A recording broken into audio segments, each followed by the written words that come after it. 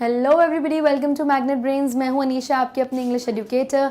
कैसे हैं आप सब लोग? I hope everybody is doing well. मैं भी बहुत बढ़िया हूं, बहुत मज़े में हूं। और इतनी अच्छी बात से चलिए स्टार्ट करते हैं हमारी 12th क्लास की फ्लेमिंगो बुक का 4th chapter the rat trap की समरी एंड कुछ इंपॉर्टेंट क्वेश्चन एंड आंसर्स।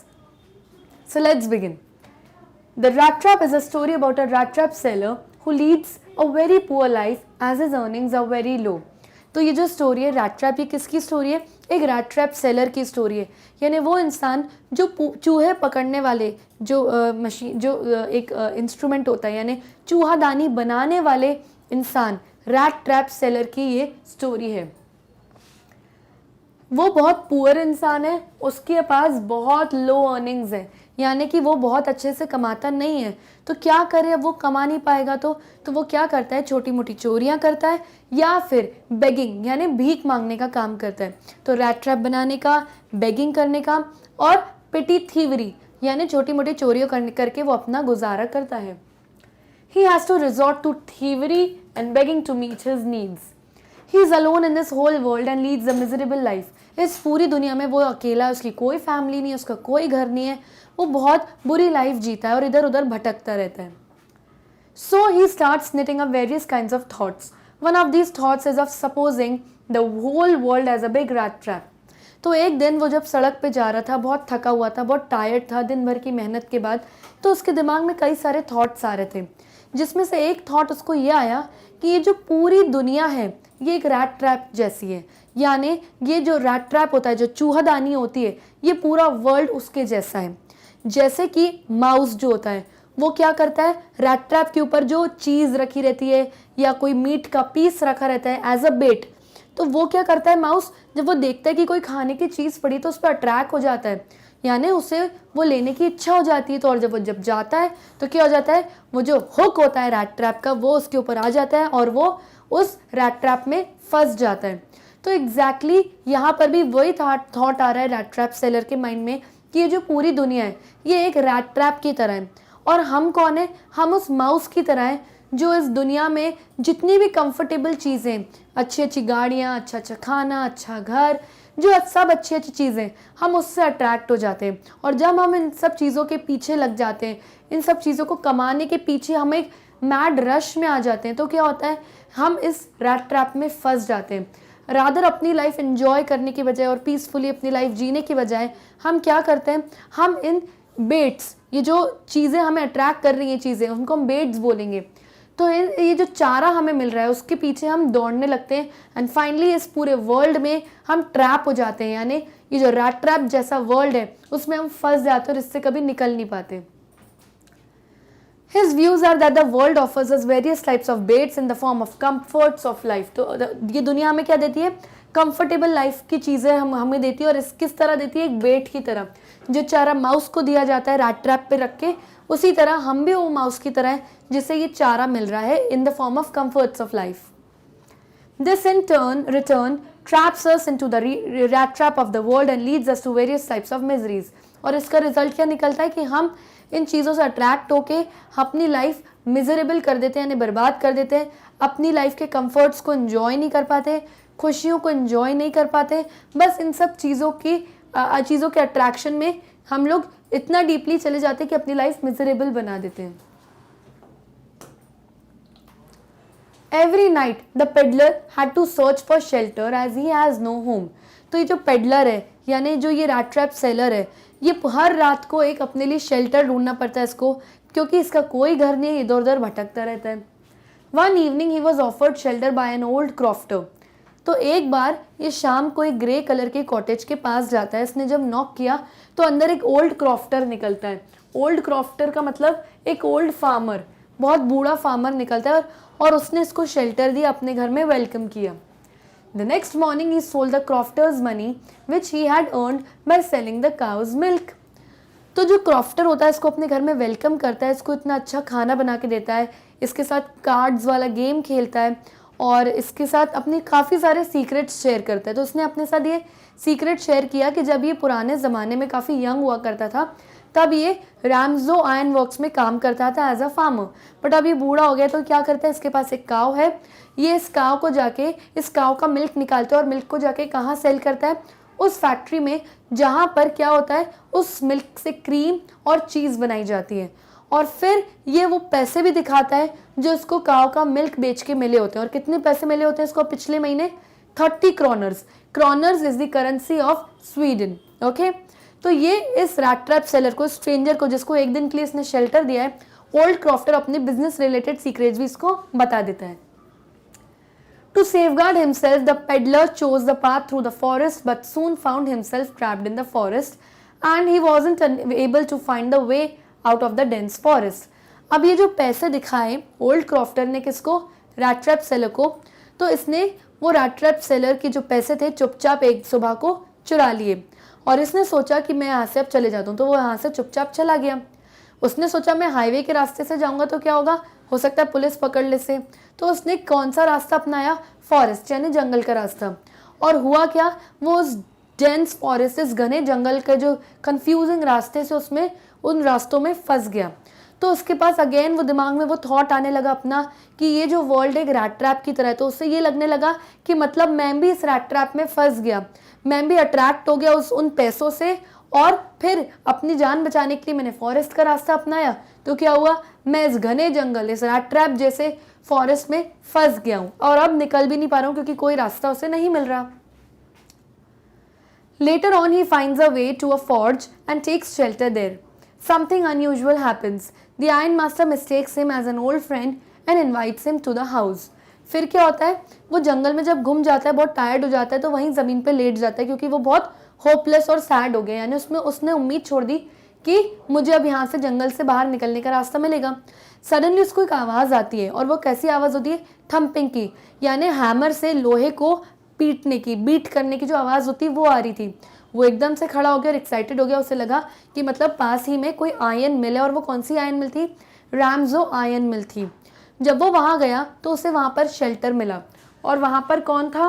वहाँ पे एक बहुत अनयूजुअल चीज़ हुई, यानी बहुत अजीब चीज़ हुई। जो ओनर था पूरी आयरन मिल का, जो था आयरन मास्टर, वो आया एक अपना वो नॉर्मल सुपरवाइज करने, चेक करने आया अपनी फैक्ट्री में कि सब काम ठीक तरीके से तो हो रहा है कि नहीं। जब आया तो उन्होंने सबसे पहले किसको देखा?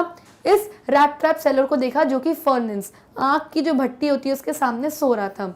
उन्होंने चेक किया कौन है, तो वो कंफ्यूज हो गए। कौन? Iron master.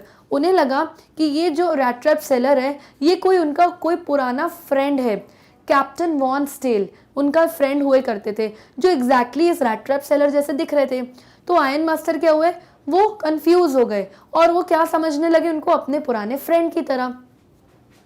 और फिर क्या हुआ, उन्होंने इस रैट ट्रैप सेलर से कहा कि अरे तुम तो वो मेरे पुराने फ्रेंड हो, कैप्टन वॉन स्टील, तुम यहाँ क्या कर रहे हो और तुमने अपनी ये क्या हालत बना के रखी, इतने फटे पुराने कपड़े पहने हुए। तो ये जो रैट ट्रैप सेलर है उसने सच नहीं बताया कि आप गलत समझ रहे हो, मैं आपका फ्रेंड नहीं हूँ, मैं तो एक रैट ट्रैप सेलर हूँ, छोटी मोटी चोरियाँ करता हूँ, भीख मांगता हूँ। लेकिन उसने ये बात नहीं बताई आयरन मास्टर को और उसने बोल दिया हाँ मेरी लाइफ में बहुत हार्ड टाइम्स चल रहे हैं, डाउनहिल चल रहा है, यानी मेरा बुरा समय चल रहा है, इसलिए मैं ऐसे फटे पुराने कपड़े पहना हुआ हूँ। तो जो आयरन मास्टर है, क्योंकि वो उसको लग रहा था कि ये मेरा कोई पुराना फ्रेंड है, उन्होंने उसको इनवाइट किया उसके घर आने के लिए, जो कि बहुत बड़ा शानदार मैंशन था। The poor peddler rejects the offer due to the fear of being caught. Soon he is invited by the Iron Master's daughter. तो आयरन मास्टर ने बहुत उसको रिक्वेस्ट करी, बहुत कन्विंस करने की कोशिश करी कि तुम हमारे साथ हमारे घर चलो। तो जो पेडलर है, जो रैट ट्रैप सेलर है, उसने मना कर दिया कि नहीं मुझे नहीं चलना, क्योंकि उसे डर था कि कहीं मैं पकड़ा ना जाऊं क्योंकि मैंने चोरी करी। और ऑलरेडी ये कौन है आयरन मास्टर, ये अपने पुराने ज़माने में कोई सोल्जर रह चुके हैं। तो मतलब ये तो समझो शेर के मुंह में हाथ डालने वाली बात हो गई थी कि चोरी करी और फिर सोल्जर के घर चले गए। तो उसने मना कर दिया। आयरन मास्टर अपने घर गए और उन्होंने अपनी बेटी एडला को भेजा कि तुम जाके मना कर आओ और उन्हें अपने घर लेके आओ, क्योंकि तुम में कन्विंस करने की पावर अच्छी है। तो डॉटर आई उनकी आयरन मास्टर की और इस रैट ट्रैप सेलर को, जिसको वो कैप्टन समझ रही थी, उसको अपने घर आने के लिए इन्वाइट किया। The next morning he is somehow stopped by the Iron Master's daughter for Christmas Eve, and even after being caught that he was a peddler and not a captain's tale. फिर finally क्योंकि doctor आई उनको मनाने, वो मान गए कि ठीक है चलो मैं आपके घर जाता हूँ। जब वो घर गए तो जो सर्वेंट था उन्होंने उसको अच्छे से नहलाया, उसकी बियर्ड बनाई, उसको नए कपड़े दिए पहनने के लिए और उसको अच्छे से क्लीन किया, उसका हेयर कट किया। तो वो इंसान बिल्कुल कैसे लगने लगा रैट ट्रैप सेलर, बिल्कुल क्लीन, एक फ्रेश इंसान लगने लगा और बिल्कुल डर्टी नहीं था अब वो। जैसे ही वो ब्रेकफास्ट करने के लिए आया, आयरन मास्टर समझ गए कि ये तो कैप्टन वॉन्सटेल नहीं है, मतलब मैंने कंफ्यूजन में इसको वो अपना फ्रेंड समझ लिया। तो आयरन मास्टर बहुत गुस्सा हुए और उन्होंने क्या बोला कि पहले तो हमने तुम्हें इनवाइट किया था कि हमारे घर चलो, क्रिसमस पे हमारे साथ दिन को एंजॉय करो, लेकिन तुमने हमारे साथ धोखा किया, तुमने नहीं बताया हमें सच कि तुम हमारे वो पुराने फ्रेंड नहीं हो, तुमने हमें धोखा दिया और अब तुम यहाँ से चले जाओ, नहीं तो मैं पुलिस को बुलाऊंगा। The next day after Christmas, when the Iron Master and his daughter visit the church, तो उसने क्या बोला कि तुम यहाँ से चले जाओ। अब क्या होता है, जो आयरन मास्टर की डॉटर होती है वो समहाउ इसको रोक लेती है कि तुम मत जाओ। वो अपने फादर को कन्विंस करती है और वो कहती है कि मैं मानती हूँ कि इससे गलती हुई है, लेकिन ये इंसान वो है जिसको हमने इतना रिस्पेक्ट दिया, हमने उसको बोला कि अपने घर, हमारे घर आओ, क्रिसमस का दिन एंजॉय करो, तो हम अब इसको भगाएंगे तो अच्छा नहीं लगेगा। ऑल्सो इस पूरे घर में कोई नहीं रहता, सिर्फ आप रहते हैं और मैं रहती हूँ, यानी आयरन मास्टर और सिर्फ उनकी डॉटर रहती थी। हर साल हम अकेले क्रिसमस सेलिब्रेट करते, तो क्यों ना इसको एक दिन यहाँ पे हम रहने देते। पूरे साल भर इसको कोई अपने घर वेलकम नहीं करता, ये इधर उधर भटकता है, इस बेचारे को भी एक दिन अच्छे से स्पेंड करने को मिल जाएगा। तो कैप्टन जो आयरन मास्टर थे, जो पहले बहुत गुस्सा थे और पुलिस को, शेरिफ को बुलाने की जिद में थे, अब वो शांत हो गए क्योंकि अब वो अपनी बेटी जो है, डॉटर की बात को टाल नहीं पाए। फिर अगले दिन क्या हुआ, अगले दिन फाइनली क्रिसमस का दिन था। The next day after Christmas, when the Iron Master and his daughter visit the church, they come to know that the man is a thief who had stolen money from the old crofter. तो अब अगले दिन क्या हो गया, अगले दिन Christmas का दिन था। अभी तक सुबह को ये सोए जा रहा था, ये सोया हुआ था, कौन, रैट ट्रैप सेलर। तो आयरन मास्टर और उसकी डॉटर ने सोचा कि हमारा गेस्ट जब सो रहा है, इसको डिस्टर्ब नहीं करते, और वो लोग चर्च चले गए अपने क्रिसमस की प्रेयर करने के लिए। जब वो वहाँ जाते हैं तो उन्हें पता चलता है किसी के थ्रू कि एक पुराना ओल्ड क्रॉफ्टर, एक पुराना ओल्ड फार्मर था जो कि रैम्स जो आयरन वर्क्स में काम किया करता था, उसके घर चोरी हो गई और उसके घर एक रैट ट्रैप सेलर ने 30 क्रोनर्स जो थे वो चुरा लिए हैं। The Iron Master and his daughter regret for sheltering a thief and wonder at what all things he would have stolen by that time. और जैसे ही चर्च में आयरन मास्टर और उनकी डॉटर ये बात सुनते हैं, वो बहुत शॉक हो जाते हैं। वो सोचते हैं कि हमने मतलब एक चोर को अपने घर जगह दे दी रहने के लिए, और उनकी डॉटर बहुत सैड हो गई, बहुत डिसअपॉइंट हो गई कि मैंने अपने फादर को इतना कन्विंस किया, इतना मनाया इस स्ट्रेंजर रैट ट्रैप सेलर को अपने घर रुकने के लिए, और वो तो एक चोर निकला। तो वो लोग बहुत डिसअपॉइंट हुए और उसके फादर सोचने लगे कि जब तक हम घर पहुंचेंगे चर्च से, हमारे घर पूरी चोरी हो चुकी होगी, कुछ भी नहीं बचा होगा। Here comes a twist as instead of stealing, the peddler gifts the Iron Master daughters a rat trap. She finds a letter of thanks and the stolen money inside the rat trap. तो वो लोग जल्दी से अपने घर पहुंचे और जैसे ही वो पहुंचे, उन्होंने अपने सर्वेंट से पूछा कि कहीं वो चला तो नहीं गया रैट ट्रैप सेलर, और अपने साथ अपना कुछ सामान ले गया क्या। तो जो सर्वेंट, जो वैलेट होता है, वो बताता है कि नहीं, वो तो चला गया और अपने साथ कुछ नहीं ले गया। इंस्टेड एक पैकेज, एक गिफ्ट रख के गया है मिस एडला विलमैनसन के लिए, यानी कि आयरन मास्टर की डॉटर के लिए। तो आयरन मास्टर की डॉटर ने जब वो खोला तो उसको उसमें क्या मिला, एक रैट ट्रैप मिला जिसमें वो 30 क्रोनर नोट्स रखे हुए थे जो उसने क्रॉफ्टर के चुराए हुए थे, और साथ में एक लेटर मिला, एक नोट मिला जिसमें उसने क्या लिखा था, उसने थैंक्स लिखा था कि थैंक यू सो मच, तुमने मुझे इतनी रिस्पेक्ट दी, तुमने मुझे इतना मुझे इतना अच्छा वेलकम किया कि आज मैं ये सब चीज़ें छोड़ के जा रहा हूँ। The peddler thanks Edla for her kindness and requests her to return the stolen money to the crofter. तो पेडलर ने उस नोट में लिखा था कि थैंक यू, तुमने इतना अच्छा मेरे साथ बिहेव किया, और ये जो 30 क्रोनर नोट्स हैं तुम ये वापस लौटा देना उस ओल्ड क्रॉफ्टर को जो सड़क के किनारे रोड साइड में रहता है। This story gives us a message that goodness in a human being can be awakened at any time with your own good deeds. तो ये जो स्टोरी है हमें ये सीख देती है कि एक ऐसा इंसान जिसको दुनिया ने कभी एक्सेप्ट नहीं किया, हमेशा धक्के मार के निकाला, उसको किसने एक्सेप्ट किया, उसको एडला विलमैनसन यानी आयरन मास्टर की डॉटर ने एक्सेप्ट किया, उसके साथ बहुत अच्छा ट्रीटमेंट किया, उसको अच्छा खाना खिलाया, उसको क्रिसमस के दिन अपने घर वेलकम किया, और अपने फादर से कन्विंस भी किया कि ठीक है, मानते हैं इसकी गलती है, लेकिन इसको फिर भी हम क्रिसमस पर रुकने देते हैं। तो क्योंकि एक इंसान जिसको कोई एक्सेप्ट नहीं करता, बुरी तरीके से उसको ट्रीट करता है, सडनली जब उसको लाइफ में एक्सेप्टेंस, लव एंड अप्रिसिएशन मिलती है, तो एक बुरा इंसान भी अपनी बुरे काम छोड़ के अच्छा इंसान बन सकता है और अच्छे इंसान में कन्वर्ट हो सकता है। तो ये स्टोरी हमें वही मैसेज देती है कि जो क्रॉफ्टर, जो रैट ट्रैप सेलर था, वो एक ओल्ड मैन, वो क्या था, बुरा इंसान था, चोरियां करता था और उसने क्रॉफ्टर के 30 क्रॉनर्स नोट्स भी चुरा लिए थे। लेकिन क्योंकि आयरन मास्टर की डॉटर ने उसको वेलकम किया, बहुत अच्छे से ट्रीट किया, वो एज अ पर्सन चेंज हो गया और अपने चुराए हुए पैसे दे गया वापस कि तुम क्रॉफ्टर को वापस लौटा देना। Okay, so this was all about the summary. Now let's begin with the important comprehension question and answers. Question number 1. What are the instances in the story that show that the character of the Iron Master is different from that of his daughter in many ways? हमें chapter में कुछ ऐसे instances बताने, कुछ ऐसी चीज़ें, कुछ examples बतानी जिससे हमें ये पता चलता है कि जो आयरन मास्टर थे वो कम्प्लीटली डिफरेंट पर्सन थे अपनी डॉटर एडला से। कैसे पता चलता है, आइए देखते हैं। The characters of both Iron Master and his daughter were totally different from each other. तो Iron Master अपनी डॉटर से completely different था, अलग था। The Iron Master was a proud man. Iron Master क्या था, बहुत ही proud man था, वो हमेशा हर चीज़ में बहुत proud feel करता था।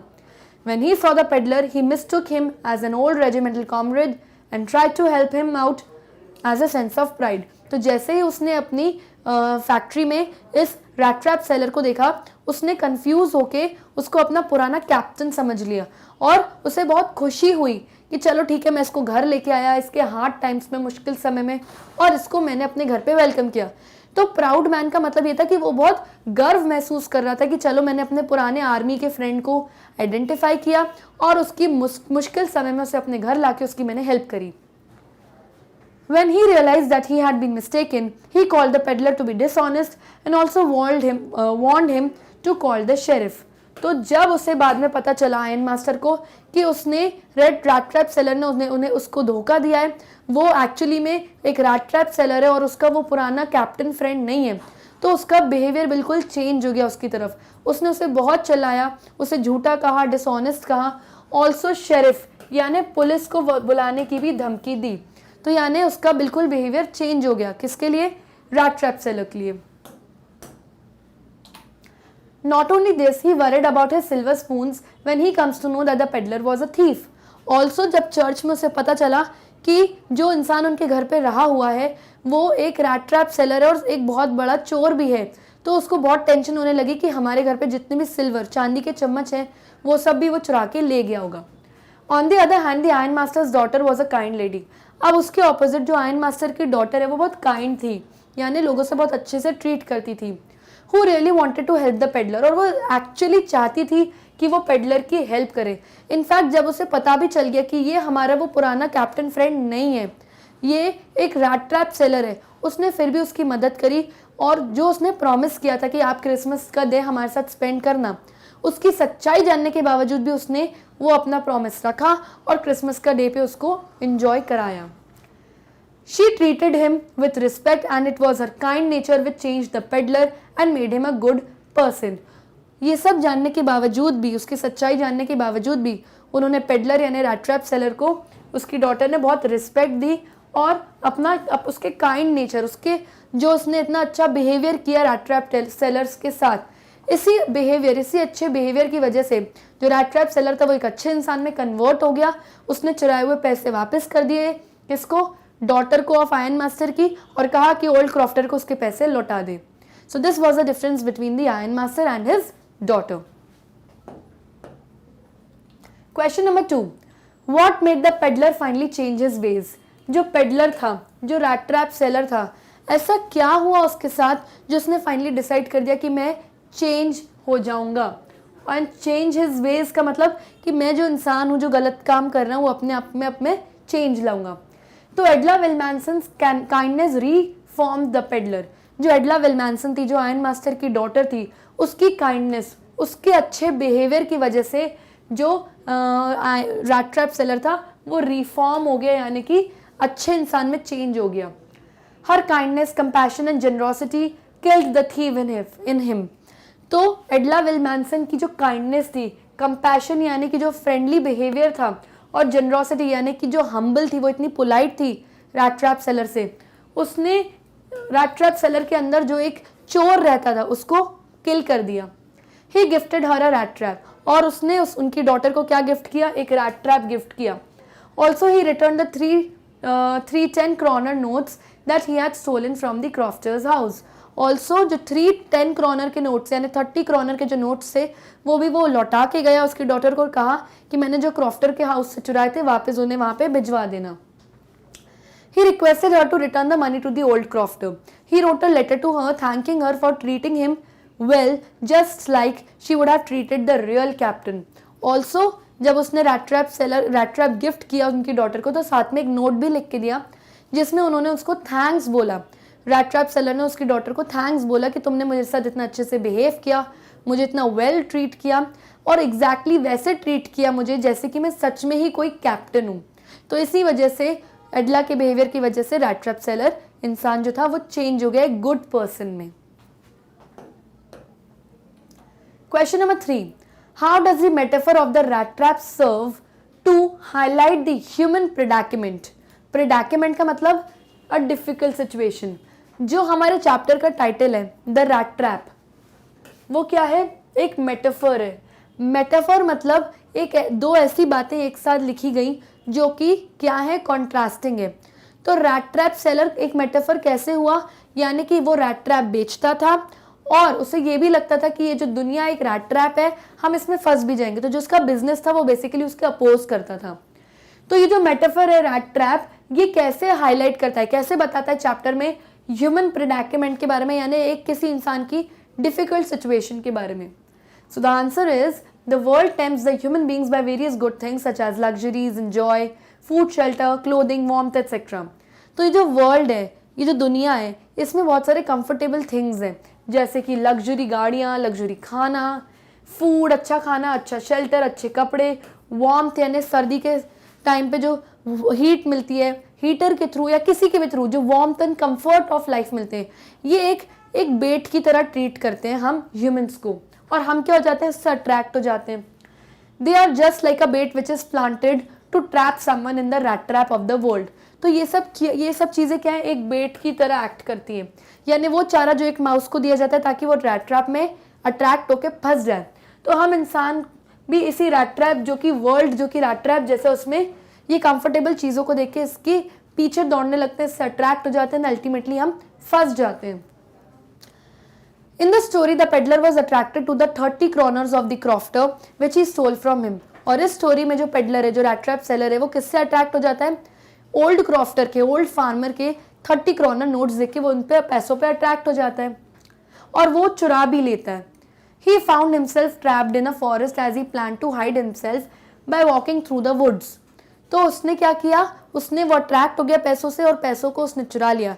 फिर उसने सोचा कोई मुझे पकड़ न ले, तो उसने हाईवे का रास्ता छोड़कर फॉरेस्ट, जंगल का रास्ता अपनाया और फिर वो क्या होता है, इस घने जंगल डेंस फॉरेस्ट में वो रास्ता भूल जाता है और गुम हो जाता है। तो बेसिकली वो इस ट्रैप में फंसा और अपने आप को ट्रबल में, मुश्किल में पाया उसने। When he got trapped, he thought that this was a punishment for his sin of getting attracted by the money. और जब वो फंस गया फॉरेस्ट में तो उसने सोचा कि ये इसके लिए एक सजा है, एक पनिशमेंट है। क्यों? क्योंकि उसने गलत काम किया, बुरा काम किया, पैसे चुराए और वो अट्रैक्ट हुआ था पैसों से। यानी इस वर्ल्ड में जो रैट ट्रैप है, जो रैट ट्रैप जैसा ये वर्ल्ड है, वो इसके पैसों, जो पैसे एज अ बेट यहाँ पे एक्ट कर रहे हैं, उससे अट्रैक्ट हो गया और वो फंस गया और इस डिफिकल्ट सिचुएशन में आ गया और फॉरेस्ट से बाहर नहीं निकल पा रहा है। Summary and कुछ important question and answers. So let's begin with the summary. Louis Fisher met Gandhi in 1942 at his ashram in Sevagram. तो जो चैप्टर के ऑथर हैं वो कौन है? लुई फिशर हैं। वो किससे मिले? गांधी जी से मिले 1942 में उनके आश्रम में जिसका नाम है सेवाग्राम। तो वो क्यों मिले गांधी जी से? वो गांधी जी से एक इंटरव्यू लेने गए थे, इसलिए वो 1942 में गांधी जी के पास गए, उनके आश्रम सेवाग्राम में। और सेवाग्राम कहाँ है? गुजरात में है, यानी अहमदाबाद के आसपास इनका ये आश्रम है। Gandhi told him that how he initiated the departure of the British from India. अपने इंटरव्यू में गांधी जी ने लुई फिशर को बताया कि कैसे उन्होंने ब्रिटिशर्स को इंडिया छोड़ने के लिए इनिशिएट किया और साहस दिखाया और कैसे उन्होंने एनीहाउ उनको निकाला भी इंडिया के बाहर। He recalled that in 1917 at the request of Rajkumar Shukla, sharecropper from Champaran, he visited the place. तो गांधी जी ने लुई फिशर को बताया कि एक बार 1917 में राजकुमार शुक्ला नाम के एक शेयर क्रॉपर की रिक्वेस्ट की वजह से मैं चंपारण डिस्ट्रिक्ट गया। चंपारण कहाँ है? चंपारण बिहार में एक छोटी सी डिस्ट्रिक्ट है। और शेयर क्रॉपर का मतलब क्या होता है? शेयर क्रॉपर का मतलब वो पुअर फार्मर होता है जो एक किसी लैंड पे अपना क्रॉप्स उगाता है, अपना काम करता है, और वो लैंड उसका नहीं है। शेयर क्रॉपर जो है वो ओनर नहीं है लैंड का, वो टेनेंट है लैंड का, यानी किराएदार है। और ओनर कौन है? उसका लैंडलॉर्ड कौन है? ब्रिटिशर्स हैं। तो शेयर क्रॉपर जो भी क्रॉप प्रोडक्शन करता है उसमें से कुछ परसेंट का जो क्रॉप होता है वो as a rent, as a किराया अपने लैंडलॉर्ड को देता है। ओके, तो वो बताते हैं गांधी जी लुई फिशर को कि 1917 में मैं राजकुमार शुक्ला जो कि एक बहुत पुअर शेयर क्रॉपर था उसकी रिक्वेस्ट पे चंपारण गया मैं। Gandhi had gone to Lucknow to attend the annual meeting in Indian National Congress in the year 1916। तो गांधी जी बताते हैं 1916 में मैं इंडियन नेशनल कांग्रेस की एक मीटिंग अटेंड करने गया था और वहीं पर मुझे राजकुमार शुक्ला आया चंपारण से और मुझे आके अपनी कुछ प्रॉब्लम्स बताई। Shukla told him that he had come from Champaran to seek his help in order to safeguard the interest of sharecroppers। तो उसी मीटिंग में 1916 में राजकुमार शुक्ला ने अपनी प्रॉब्लम बताई गांधी जी को कि हमारे चंपारण में शेयर क्रॉपर्स यानी जो पुअर फार्मर्स हैं वो बहुत ज़्यादा प्रॉब्लम्स फेस कर रहे हैं एक रीज़न की वजह से। वो रीज़न क्या है वो मैं आपको बताऊंगी डिटेल में। तो राजकुमार शुक्ला चाहते हैं कि आप गांधी जी प्लीज़ चंपारण चलिए हमारे साथ और हमारी प्रॉब्लम को सॉल्व करिए। इसीलिए गांधी जी चंपारण गए। Gandhi told him that he was so busy, so Shukla accompanied him to various places till he consented to the visit of Champaran। Gandhi ji ने बोला मैं चंपारण नहीं चल सकता क्योंकि मैं बहुत बिजी हूँ, मुझे इंडिया के अलग अलग पार्ट्स में जाना है किसी मीटिंग्स के लिए, तो मैं नहीं चल सकता। लेकिन राजकुमार शुक्ला बहुत डिटरमेंट था, उसने गांधी जी को हर जगह अकम्पनी किया, यानी जहाँ जहाँ गांधी जी गए उनके पीछे पड़ गया और फाइनली उनसे बहुत इम्प्रेस हो गए गांधी जी और वो दोनों साथ में चंपारण गए। His firm decision impressed Gandhiji and he promised him that he would visit Calcutta at a particular date and then Shukla would come and take him along to Champaran। तो गांधी जी बहुत जैसे इम्प्रेस हुए तो गांधी जी ने बोला कि मैं सो एंड सो डेट पे कानपुर में किसी काम से जाऊंगा कैलकाटा में, तुम वहाँ पर आना और फिर हम दोनों साथ में चंपारण चलेंगे क्योंकि मैंने इस जगह के बारे में कभी ना सुना है ना मैं कभी यहाँ गया हूँ। Shukla met him at Calcutta and they took the train to Patna and finally Shukla ने कैलकाटा में मिला किससे? गांधी जी से। जैसे ही गांधी जी अपने काम से फ्री हो गए तो दोनों साथ में ट्रेन में बैठकर पटना चले गए, पटना जो कि बिहार में है। Gandhi went to lawyer Rajendra Prasad's house and they waited for him. In order to grab complete knowledge of the situation, he reached Muzaffarpur on 15th April 1917। तो जब गांधी जी पटना गए तो वो वहाँ सबसे पहले किसके यहाँ गए? वो गए राजेंद्र प्रसाद के यहाँ जो कि एक लॉयर थे और बाद में जाके हिंदुस्तान के फर्स्ट प्रेसिडेंट भी बने। तो जब वो उनके घर गए तो उन्हें पता चला कि वो वहाँ नहीं है, तो उन्होंने उनका काफ़ी वेट किया। फिर उसके बाद उन्हें और भी इन्फॉर्मेशन चाहिए थी चंपारण के बारे में और जो शेयर क्रॉपर्स की वहाँ प्रॉब्लम है उसके बारे में। तो ये प्रॉब्लम जानने के लिए वो मुजफ्फरपुर गए ट्रेन में दोनों 15 अप्रैल को 1917 में। कौन कौन गया मुजफ्फरपुर? गांधी जी और Rajkumar Shukla. Okay, He was welcomed by Professor J.B. Kriplani and his students। जब वो दोनों मुजफ्फरपुर पहुंचे तो उनका वहाँ पे स्टेशन पर वेलकम किसने किया? Professor J.B. कृपलानी ने और उनके स्टूडेंट्स ने। Professor J.B. कृपलानी कौन थे? ये आर्ट्स के प्रोफेसर थे। Okay, Gandhi was surprised to see the immense support for him। He also met some lawyers who were already handling cases of sharecroppers। तो गांधी जी बहुत ज़्यादा खुश हुए कि लोग उन्हें कितना सपोर्ट कर रहे हैं, उनको इतने सारे लोग वेलकम कर रहे हैं मुजफ्फरपुर में, और उनको बाद में कुछ लॉयर्स भी मिले जो शेयर क्रॉपर के केसेस पहले से लड़ रहे होते हैं। तो ये प्रॉब्लम वो अपने लिए सपोर्ट देके बहुत खुश हुए। अब सबसे पहले मैं आपको बताती हूँ कि प्रॉब्लम थी क्या शेयर क्रॉपर्स की। चंपारण में जितना भी लैंड है, जितना भी अरेबल लैंड है, यानी जिस भी लैंड पे अच्छे से आप कल्टीवेशन कर सकते हो, फॉर एग्जाम्पल ये लैंड है, इसको अलग अलग एस्टेट्स यानी अलग अलग पार्ट्स में डिवाइड कर दिया था। जैसे ऐसे अलग अलग पार्ट्स में डिवाइड कर दिया था इस पूरे लैंड को। और इन लैंड्स पे कौन काम करता था? इन लैंड्स पे शेयर क्रॉपर्स यानी पुअर फार्मर्स काम करते थे। हर लैंड पे ये लोग काम करते थे, इस पे सब लैंड पे ये लोग काम करते थे। अब जो लैंडलॉर्ड्स थे यानी जो ज़मीन के मालिक थे वो कौन थे? ब्रिटिशर्स थे। उन्होंने कहा कि तुम लोग इस लैंड पे काम करो, प्रोडक्शन करो और इंडिगो जो कि एक ऐसा प्लांट है जिससे ब्लू कलर डाई बनती है वो कल्टीवेट करो, वो उगाओ तुम लोग। और अब क्योंकि तुम लोग किराएदार हो हमारे लैंड पे तो हमें रेंट तो दोगे, तो as a rent as a किराया हमें क्या दोगे? 15% इंडिगो का प्रोडक्शन दोगे, 15% इंडिगो प्रोडक्शन दोगे। लेकिन बाद में इन इन जो लैंडलॉर्ड्स थे, जो पूरे लैंड के ओनर्स थे, ब्रिटिशर्स थे, उन्हें ये पता चला कि जर्मनी में आर्टिफिशियल जो सिंथेटिक है, आर्टिफिशियल इंडिगो है वो बनाया जा रहा है, तो हम क्यों खामखा इतनी नेचुरल प्रोडक्शन करें, क्यों प्लांट्स इतने उगाएं और उसमें से ब्लू कलर लें, हम डायरेक्टली जर्मनी से परचेज कर लेंगे। तो उन्होंने क्या बोला? उन्होंने इन बेचारे पुअर शेयर क्रॉपर्स को बोला कि तुम लोग हमारा लैंड छोड़ो और जाओ, और ये जो 15% वाला कॉन्ट्रैक्ट अभी खत्म हो गया, लेकिन जाने से पहले हमें कॉम्पनसेशन देके जाओ, यानी हमें पैसा देके जाओ कि तुम हमारा लैंड छोड़ रहे हो। अब फॉर एग्जाम्पल मेरा कोई घर है और मैंने उसे रेंट पे चला दिया है, जब तक मेरे किराएदार उस घर में रह रहे हैं वो मुझे तब तक रेंट किराया देंगे, लेकिन जब मैं उनसे बोलूँगी कि आप मेरा घर छोड़ दो, हमें अब नहीं आप अपना घर रेंट पे चलाना है, तो क्या करेंगे वो लोग सिंपली मेरा घर छोड़ के चले जाएंगे। मेरा घर छोड़ने के बदले वो मुझे कोई कॉम्पनसेशन या कोई पेमेंट तो नहीं देके जाएंगे ना, ये गलत होता है। तो एग्जैक्टली इन शेयर क्रॉपर्स के साथ भी ऐसा ही हुआ। इन्हें बोला गया कि आप ये जो किराए का लैंड है ये छोड़ के जाइए, लेकिन बदले में हमें क्या दीजिए? हमें रेंट दीजिए। तो बस उन लोगों की यही तकलीफ थी, और जिन लोगों ने इस चीज़ पे रेजिस्ट किया, जिन शेयर क्रॉपर्स ने बात नहीं मानी, फोर्सफुली उनसे ये रेंट लिया गया, ठग्स यानी गुंडे बुलवाए गए ताकि उनको मार पीट करके उनसे ये ले। राजकुमार शुक्ला भी उन्हीं शेयर क्रॉपर्स में से एक था, इसीलिए वो बहुत रिक्वेस्ट करी उसने गांधी जी से कि आप प्लीज चंपारण आइए और हमारी इस प्रॉब्लम को सॉल्व करिए। आगे पढ़ते हैं।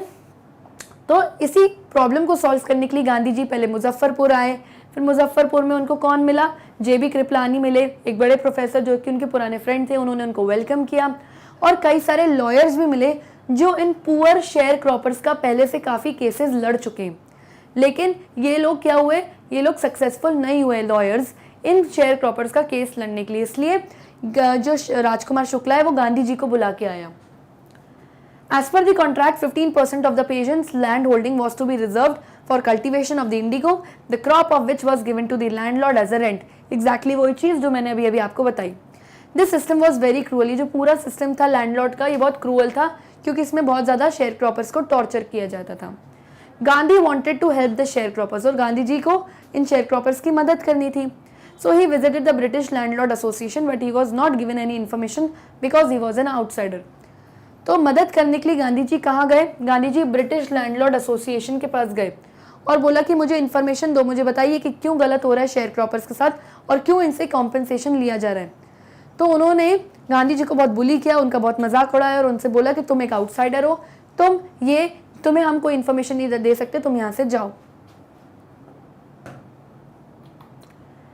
He then went to the commissioner of the Tirhut division who threatened Gandhi and asked him to leave Tirhut. फिर वो टिरहुट डिवीजन यानी कि एक पूरा पोर्शन जिसमें चंपारण, पटना और जो सारे एरियाज होते हैं, मुजफ्फरपुर, ये सब आते हैं, तो टोटल वो टिरहुट का जो डिवीजन है वहाँ के कमिश्नर के पास गए। तो उन्होंने उसको क्या बोला? बहुत डराया धमका और बोला कि तुम अभी के अभी पूरा टिरहुट डिवीजन छोड़ के चले जाओ, यानी चंपारण के आसपास भी मत भटकना, तुम इस केस से दूर हो जाओ। He went to Motihari. फिर उसके बाद वो कहाँ गए? मोतीहारी गए। मोतीहारी क्या है? कैपिटल है किसका? चंपारण का।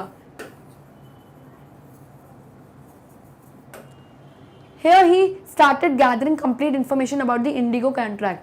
और मोतीहारी यानी जो चंपारण का कैपिटल है, यहाँ से उन्होंने और इन्फॉर्मेशन इकट्ठा करना स्टार्ट करी कि एक्चुअली ये शेयर क्रॉपर्स की प्रॉब्लम है क्या, ये 15% इंडिगो का क्या किस्सा है, पूरी इन्फॉर्मेशन उन्होंने इकट्ठा करना चालू करी।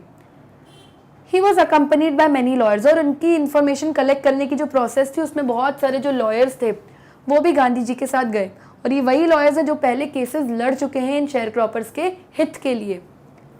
One day, as he was on his way to meet a patient who was maltreated by the indigo planters, he was stopped by the police superintendent messenger who served him a notice asking him to leave. Gandhi received the notice but disobeyed the order. A case was filed against him. एक दिन मोतीहारी में ही गांधी जी अपना कुछ काम कर रहे थे और उन्हें पता चला कि पास के ही गांव में एक शेयर क्रॉपर को माल ट्रीट किया गया, यानी इसको इल ट्रीटेड किया गया, इसके साथ बहुत बुरा बर्ताव किया है। गांधी जी ने डिसाइड किया कि मैं खुद जाकर देखूंगा। जब वो जा रहे थे तो रास्ते में उनको पुलिस सुपरिटेंडेंट ने रोका और कहा कि यहाँ से आप वापस चली जाइए, आप इसके आगे नहीं जा सकते। तो गांधी जी ने उनकी ऑर्डर मान ली, बोला ठीक है। फिर वो साथ में गया गांधी जी के घर तक मोतिहारी में, जहाँ पे वो काम कर रहे थे, और बोला, एक नोटिस दिया कि आपको अभी के अभी आपको चंपारण डिस्ट्रिक्ट जो है वो छोड़ के जाना पड़ेगा, ये ऑर्डर आया है। गांधी जी ने उस ऑर्डर पे साइन किया और बोला कि नो, मैं नहीं जाऊंगा, मैं यहीं रहूंगा, मुझे शेयर क्रॉपर्स की मदद करनी है। और इस वजह से, क्योंकि उन्होंने ये ऑर्डर नहीं माना था, उनके ऊपर एक केस लग गया था कोर्ट का। Many lawyers came to advise him, but when he stressed, they all joined his struggle and even consented to go to jail in order to help the poor patients. तो बहुत सारे lawyers ने advice किया गांधी जी को कि क्या हो रहा है शेयर क्रॉपर्स के बारे में। और जब गांधी जी बहुत स्ट्रेस हो गए थे, पूरी रात सो नहीं पाए थे, उनको टेंशन हो गई थी कि अगले दिन मुझे कोर्ट से ऑर्डर आ गया है, तो उन्हें लगा कि शायद ये लोग मुझे जेल में डाल देंगे। तो उन्होंने क्या बोला लॉयर्स से कि अगर मैं जेल में चले जाऊंगा तो क्या करोगे। तो लॉयर्स ने बोला कि जब अगर आप जेल में चले गए तो हम सब भी अपने घर चले जाएंगे, फिर हम यहाँ रहकर क्या करेंगे। तो गांधी जी ने बोला कि एक ऐसी बात करी तुमने, ये शेयर क्रॉपर्स की मदद कौन करेगा, मैं तो घर चले जाऊँ, मैं तो जेल चले जाऊँगा, तुम लोग अपने घर चले जाओगे, तो ये शेयर क्रॉपर्स की मदद कौन करेगा। तो जो लॉयर्स थे उनको ये लगा कि हाँ, गांधी जी सही कह रहे हैं, बाहर क्या आए हुए हैं, इतना सोच रहे हैं इन शेयर क्रॉपर्स के बारे में कि जेल जाने के लिए भी तैयार हैं। हम जो कि चंपारण के आसपास ही रहते हैं और इन शेयर क्रॉपर्स का केस पहले लड़ भी चुके हैं, हम यहाँ से चले जाएंगे तो इन बेचारों की कौन मदद करेगा। तो गांधी जी की फाइनली बात उन्हें समझ में आई और उन्होंने एक्सेप्ट किया कि ठीक है, अगर इन्होंने आपको जेल में डाला तो हम सब भी आपके साथ जेल चलेंगे। On the trial a large crowd gathered near the court. अब जिस दिन ट्रायल था, जिस दिन कोर्ट में केस एक्चुअली होने वाला था, पेश होने वाला था कोर्ट में केस, तो उस दिन क्या हुआ, बहुत लार्ज क्राउड, हजारों की तादाद में जो शेयर क्रॉपर से कोर्ट बिल्डिंग के बाहर आके खड़े हो गए और it was impossible to handle them. Gandhi help the officers to control the crowd.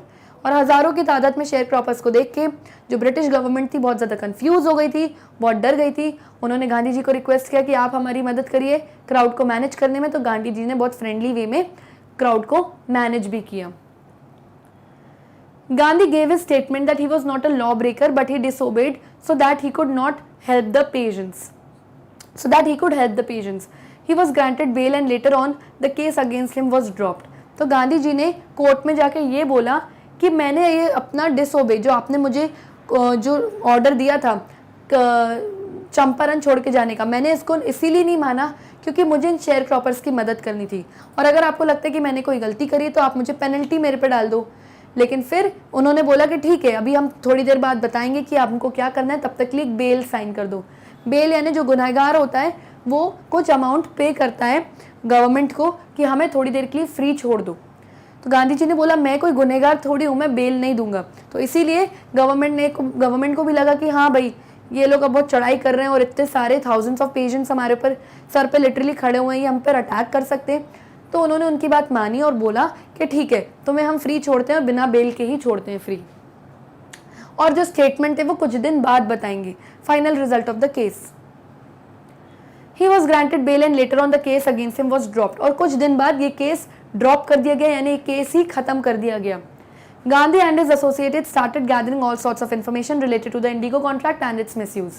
अब क्योंकि केस कुछ दिनों के लिए ड्रॉप कर दिया गया था, कुछ दिनों के लिए बंद कर दिया गया था, तो गांधी और उनके साथ में जितने उनके सपोर्टर्स थे उनको टाइम मिल गया था कि वो इंडिगो कॉन्ट्रैक्ट के बारे में और इन्फॉर्मेशन निकाले और पता चले कि ब्रिटिशर गवर्नमेंट ने कितना ज़्यादा, यानी जो लैंडलॉर्ड्स थे उन्होंने कितना ज़्यादा गलत इस्तेमाल किया इन पुअर शेयर क्रॉपर्स का। Later a commission was set up to look into the matter. फिर बाद में कमीशन, एक पूरी कमिटी बनाई गई जिसमें पूरा मैटर डिस्कस किया गया। After the inquiry was conducted, the planters were found guilty and were asked to pay back the patients. Finally, जब वो जो कमीशन बनी उसमें गांधी जी, जो कि अकेले रिप्रेजेंटेटिव थे सारे पेशेंट्स के, लेफ्टिनेंट गवर्नर और सारे लैंडलॉर्ड जिन्होंने गलत मिसयूज किया है, जिन्होंने पुअर शेयर क्रॉपर्स का, वो सब प्रेजेंट थे उस पूरी कमेटी में। और जब सारे डिस्कशंस हुए, गांधी जी ने बताई सारी अपनी रिपोर्ट और सारी प्रूफ निकाली, जितने दोनों से उन्होंने इन्फॉर्मेशन कलेक्ट करी है इस केस के बारे में, वो सब प्रेजेंट करी। तो पता चला कि जो लैंडलॉर्ड्स हैं वो गिल्टी हैं, यानी कि जो ज़मीन के मालिक थे, ओनर थे ब्रिटिशर्स, वो गलत हैं, और जितना पैसा उन्होंने फोर्सफुली हड़प लिया है इन शेयर क्रॉपर्स से कॉम्पनसेशन के नाम पर, वो सब अब उन्हें ब्रिटिशर्स को लौटाना पड़ेगा वापस शेयर क्रॉपर्स को। Expecting refusal, they offered to pay only 25% of the amount. Gandhi accepted this too because he wanted to free the sharecroppers from the binding of the Indigo contract. तो गांधी जी ने बोला, तो जो ब्रिटिशर्स थे उन्होंने बोला कि ठीक है, हम अपनी गलती मानते हैं, आप बता दो कितना हमें पैसा रिफंड करना है। तो गांधी जी ने बोला, जितना आपने हड़प लिया है उसका 50% पैसा आप शेयर क्रॉपर्स को रिटर्न करो। गांधी जी टच से मस नहीं हो रहे थे 50% से, और उस तरफ जो ब्रिटिशर्स थे उन्होंने बोला कि नहीं 50 नहीं, हम 25% रिटर्न करेंगे पैसा। एक डेडलॉक सिचुएशन आ गई थी, यानी न गांधी जी मान रहे थे ना वो 25% से नीचे उतर रहे थे। तो गांधी जी ने फाइनली 25% पे मान गए, क्योंकि उनको ये सिचुएशन तोड़नी थी जहाँ पे ना कोई हार रहा था ना जीत रहा था, और वो चाहते थे जल्द से जल्द जो शेयर क्रॉपर्स हैं वो इस 25% वाले इंडिगो ये जो इंडिगो कॉन्ट्रैक्ट है 15% वाला जो है, इससे फ्री हो जाए, इससे मुक्ति पा लें। इसलिए वो 25% रिफंड पर एक्सेप्ट हो गए, मान गए बात। He opened 6 schools in Champaran villages and volunteers like Mahadevi Desai, Narhari Parekh and his son Devdas to teach them. अब पूरा केस खत्म हो गया, गांधी जी जीत गए, उनको 25% रिफंड भी मिल गया। अब जो नेक्स्ट चीज़ जिसके बारे में वो बहुत टेंस थे गांधी जी, वो ये थी कि चंपारण एक बैकवर्ड डिस्ट्रिक्ट थी, बहुत ज़्यादा वहाँ पे गरीबी थी, वहाँ पे प्रॉपर मेडिकल फैसिलिटीज़ नहीं थी, वहाँ स्कूल्स नहीं थे, वहाँ पे बहुत गंदगी थी, क्लेनलीनेस नहीं थी। इस वजह से उन्होंने महादेवी देसाई और नरहरि पारेख इनको और इनकी वाइफ्स को बुलवाया कि तुम लोग आओ और यहाँ पर पढ़ाओ चंपारण डिस्ट्रिक्ट में, लोगों को एजुकेटेड करो। और उन्होंने 6 गांव जो थे चंपारण डिस्ट्रिक्ट में, वहाँ पर स्कूल्स भी खुलवाए, और उन्होंने अपने बेटे देवदास को बुलाया आश्रम से कि तुम भी आओ और इन लोगों को हेल्प करो यहाँ के लोगों की लिविंग स्टैंडर्ड को बढ़ाने के लिए। Kasturbai the wife of Gandhi used to teach personal hygiene to women, और उन्होंने अपनी वाइफ कस्तूरबाई को भी बुलाया कि तुम यहाँ की लेडीज़ को क्लेनलीनेस सिखाओ और प्रॉपर सैनिटेशन फैसिलिटीज़ के बारे में बताओ, ताकि इनकी हेल्थ कंडीशंस और इनकी क्लेनलीनेस इंप्रूव हो और यहाँ के लोग एजुकेट भी हुए। Later on, with the help of a volunteer doctor, he provided medical facilities to the natives of Champaran, thus making their life a bit better. और क्योंकि हेल्थ कंडीशंस भी यहाँ बहुत ख़राब थी, दवाइयाँ नहीं थी, डॉक्टर नहीं थे, हॉस्पिटल्स नहीं थी, तो उन्होंने एक डॉक्टर को भी अपॉइंट किया गांधी जी ने कि यहाँ पे तुम अपनी फ्री ऑफ कॉस्ट एटलीस्ट 6 महीने तक मेडिकल सर्विस दो चंपारण में, और यहाँ के लोगों की हेल्थ कंडीशंस भी इम्प्रूव करो। A peace maker Andrew wanted to volunteer at Champaran ashram, but Gandhi refused as he wanted Indians to learn the lesson of self-reliance so that they would not depend on the others. एक peace maker था, यानी कि एक pacifist था, जिसका नाम था Andrews. अब वहीं चंपारण में एंड्रयूज करके एक इंग्लिशमैन था, एक ब्रिटिशर था, जो पैसिफिस्ट था, यानी कि पीस में बिलीव करता था, शांति में बिलीव करता था। वो गांधी जी की अच्छी अच्छी सब चीज़ें देख के उनका फॉलोअर बन गया था। वो चाहता था कि अगर गांधी जी मान जाए तो मैं यहीं चंपारण में उनके साथ रह जाऊं और उनका सपोर्ट करूं। जो गांधी जी के लॉयर फ्रेंड्स थे उन्होंने भी बोला कि चलो ठीक है, ये एक इंग्लिश मैन है, इसको अपने साइड रख लो तो अपना सपोर्ट बढ़ जाएगा। तो गांधी जी इस बात को रिफ्यूज़ करते मानते हैं कि बोलते हैं कि नहीं, मैं नहीं चाहता कि यहाँ पे कोई इंग्लिश मैन हमारा साथ दे, हम सेल्फ रिलायबल बनेंगे, यानी हम सेल्फ सफिशिएंट बनेंगे, यानी हमें किसी की मदद की ज़रूरत नहीं है। जब तक हम सही चीज़ के लिए लड़ रहे हैं और सच्चे हैं, हम अपने सेल्फ रिलायबल बनेंगे, यानी अपने खुद पैरों पे खड़े होंगे और हमें किसी के सपोर्ट की ज़रूरत नहीं है। हम फ्री इंडिपेंडेंस, हम फ्री इंडिया की तरफ जाना चाहते हैं जो कि सेल्फ रिलायबल हो। Gandhi told the writer that it was Champaran's incident that made him think that he did not need a Britishers advice while he was in his own country. तो गांधी जी इस पूरे इंटरव्यू में जो लुई फिशर उनसे ले रहा था, उस इंटरव्यू में बताया कि ये चंपारण का ही इंसिडेंट्स था, ये चंपारण का जो पूरा केस जो 1 साल तक मेरी लाइफ में था, ये एक टर्निंग पॉइंट था, इससे मेरी लाइफ में बहुत चेंज आया, और यहीं से मुझे समझ में आया कि मैं अपनी ही कंट्री में किसी ब्रिटिशर का एडवाइस नहीं लेना चाहता, क्योंकि ये मेरी कंट्री है। मैं अपनी कंट्री में सेल्फ रिलायबल बनूंगा, यानी खुद पर निर्भर रहूंगा, आत्मनिर्भरता पे रहूंगा, अपने डिसीजंस खुद ले सकता हूँ। एक बाहर के इंसान, ब्रिटिशर्स की मदद मुझे नहीं चाहिए। तो चंपारण इंसिडेंट्स की वजह से उन्हें ये सीख मिली और ये उनकी लाइफ का टर्निंग पॉइंट था। So children, with this we end to the summary and let's begin some important comprehension question and answers. So first question is, why do you think Gandhi considered the Champaran episode to be turning point in his life? आपको क्यों लगता है कि जो चंपारण का पूरा incidence था share croppers और लैंडलॉर्ड के बीच में, ये एक टर्निंग पॉइंट था गांधी जी की लाइफ में, यानी एक उनकी लाइफ में चेंज लाए ये चीज. The Champaran event had solve various problems faced by the poor patients. पहली चीज, चंपारण की इंसिडेंट की वजह से जितने भी पुअर पेशेंट्स थे, शेयर क्रॉपर्स को जो प्रॉब्लम फेस करनी पड़ी थी वो उनकी सॉल्व हो गई. They were relieve from the torture they had to face at the hands of the landlords. और ये बेचारे गरीब पेशेंट्स जो थे वो अब फ्री हो गए थे, आज़ाद हो गए थे उन सब टॉर्चर से जो इनको लैंडलॉर्ड्स द्वारा फेस करना पड़ता था. Thousands of people supported him. और गांधी जी को चंपारण में हजारों लोगों ने उनकी इस चीज पर सपोर्ट भी किया कि वो शेयर क्रॉपर्स की मदद करें. This was considered to be turning point in the Gandhi's life.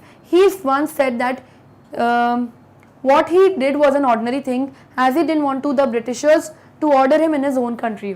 तो ये जो चीज हुई पूरी, ये इनकी लाइफ का टर्निंग पॉइंट था गांधी जी की लाइफ का. और उन्होंने लुई फिशर में को ये भी बोला कि जो उन्होंने किया वो बहुत ऑर्डिनरी चीज़ थी, बहुत मामूली, बहुत नॉर्मल चीज़ थी.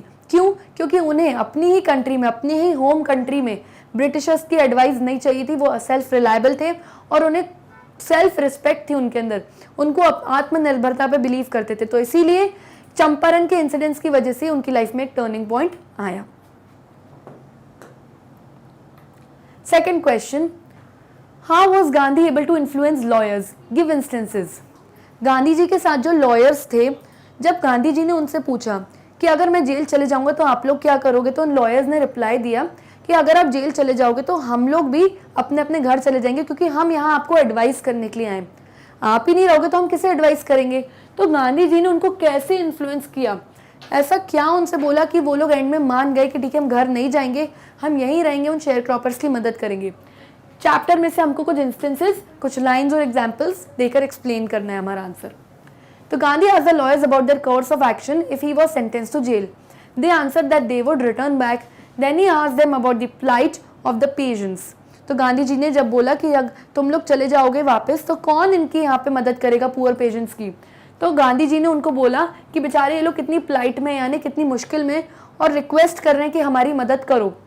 This made them realize their duty towards the social issue and they decided to go jail with Gandhi. Also Gandhi ji ने उनसे ये बोला कि तुम तो मुझसे भी पहले इन लोगों के केसेस हैंडल कर चुके हो, और अगर मैं जेल चले गया, तुम लोग अपने घर चले गए, तो ये बेचारे यहीं अकेले रह जाएंगे और फिर से दब जाएंगे, ऑप्रेस सप्रेस हो जाएंगे, शेयर क्रॉपर्स जो लैंडलॉर्ड्स हैं उनके अंडर में आ जाएंगे. और ये भी बोला कि तुम लोग जो है, तो फाइनली ये सब बातें सुन के जो लॉयर्स थे उनको अपनी ड्यूटी रियलाइज हो कि हमारी ड्यूटी है कि हम तो यहीं आसपास के रहने वाले हैं चंपारण के, और हम इनकी मदद नहीं करेंगे तो कौन करेगा. तो इस सोशल इशू पे उन्होंने अपनी आवाज़ खड़ी करी और डिसाइड किया कि अगर गांधी जी जेल चले गए तो हम भी उनके सपोर्ट में उनके साथ जेल चले जाएंगे, ताकि ब्रिटिशर्स के ऊपर प्रेशराइज हो पाए और वो पेशेंट्स को फ्री कर दें और उनको वापस उनका पैसा लौटा दें. Third question, how do we know the ordinary people too contributed to the freedom movement. अब ऑर्डिनरी पीपल यानी आम आदमी, चंपारण का आम आदमी, हमें कैसे पता चलता है कि जो ऑर्डिनरी पीपल थे उन लोगों का भी कंट्रीब्यूशन था, उन लोगों का भी सहयोग था इस फ्रीडम मूवमेंट, यानी कि पेशेंट्स को, शेयर क्रॉपर्स को फ्री कराने में आम आदमी का भी बहुत ज़्यादा रोल था. तो क्या था?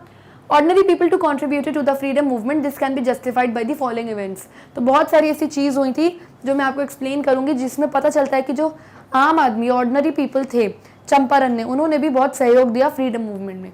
पहला, a large number of students accompanied professor JB Kripalani to welcome Gandhi at Muzaffarpur railway station. जब गांधी जी राजेंद्र शुक्ला के साथ मुजफ्फरपुर पहुंचे प्रोफेसर JB कृपलानी से मिलने, तो वहां पे स्टेशन पर प्रोफेसर JB कृपलानी अपने बहुत सारे स्टूडेंट्स के साथ उनका वेलकम करने के लिए खड़े हुए थे, जिससे ये पता चलता है कि वो भी गांधी जी के इस कॉज को सपोर्ट कर रहे हैं कि ठीक है आप प्लीज शेयर क्रॉपर्स की मदद करो. Second instance, patients also came to see him either on foot or by conveyance. जब सारे पेशेंट्स को, सारे चंपारण के शेयर क्रॉपर्स को पता चला कि गांधी जी मुजफ्फरपुर आए हुए हैं उन्हीं की मदद करने के लिए, तो वो लोग पैदल चल के या जो भी उनको घोड़ा गाड़ी, जो भी उनको कन्वेंस मिला, उससे वापस चंपारण से मुजफ्फरपुर आए, ताकि वो देख पाए कि वो कौन है चैंपियन, वो ऐसा महात्मा कौन है जो उनकी मदद करने के लिए, तो बेसिकली उनको सपोर्ट करने के लिए. Third, A large number of people gathered to demonstrate around the courtroom. जब गांधी जी के ऊपर केस लगे और उनको कोर्ट से ऑर्डर आया, कोर्ट में उनको शायद सजा देने के लिए, उनको जेल में बंद करने के लिए, तब हजारों की तादाद में जो शेयर क्रॉपर्स, जो पेजेंट्स, पुअर फार्मर्स थे, कोर्ट की बिल्डिंग के बाहर इकट्ठा हो गए, जिससे पूरी जो गवर्नमेंट थी, ब्रिटिश गवर्नमेंट, वो कंफ्यूज हो गई, हिल गई कि हम इतने बड़े क्राउड को कैसे मैनेज करें।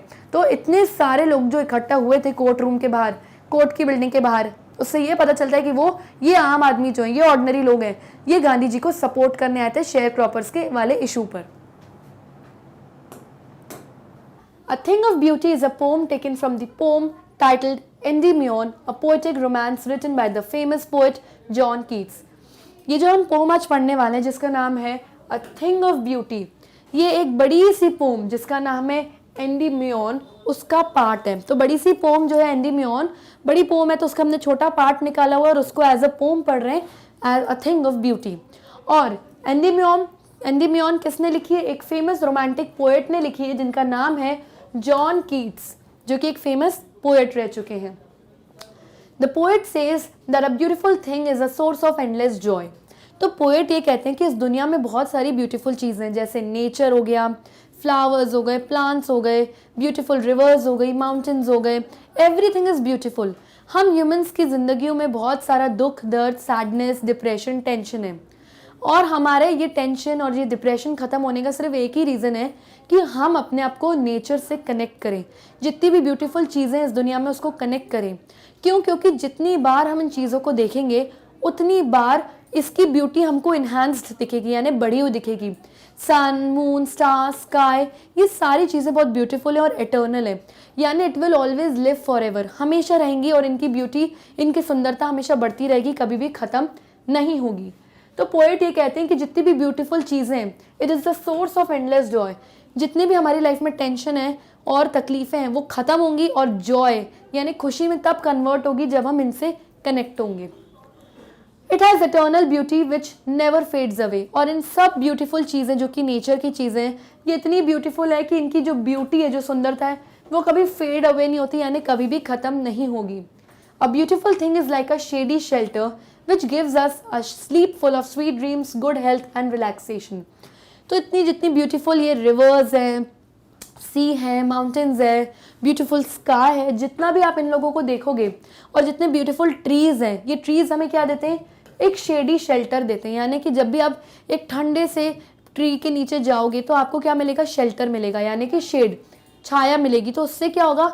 आपको रिलैक्सेशन मिलेगा, सुकून मिलेगा, पीस मिलेगा, और आपको एक ऐसी नींद आएगी उस दिन जो कि स्वीट ड्रीम्स, अच्छे सपनों से भरी होगी, और आपको उसी के साथ गुड हेल्थ मिलेगी। अगर आप अच्छे से सोएंगे तो हेल्थ भी आपकी, जो आपकी है हेल्थ, वो अच्छी रहेगी हमेशा, और आप हमेशा रिलैक्स्ड रहोगे, यानी कि सुकून में, पीस में रहोगे। Our attachments to the earthly things are like a flowery wreath. हमारा जो है इस धरती से बहुत गहरा अटैचमेंट है, बहुत गहरा संबंध है।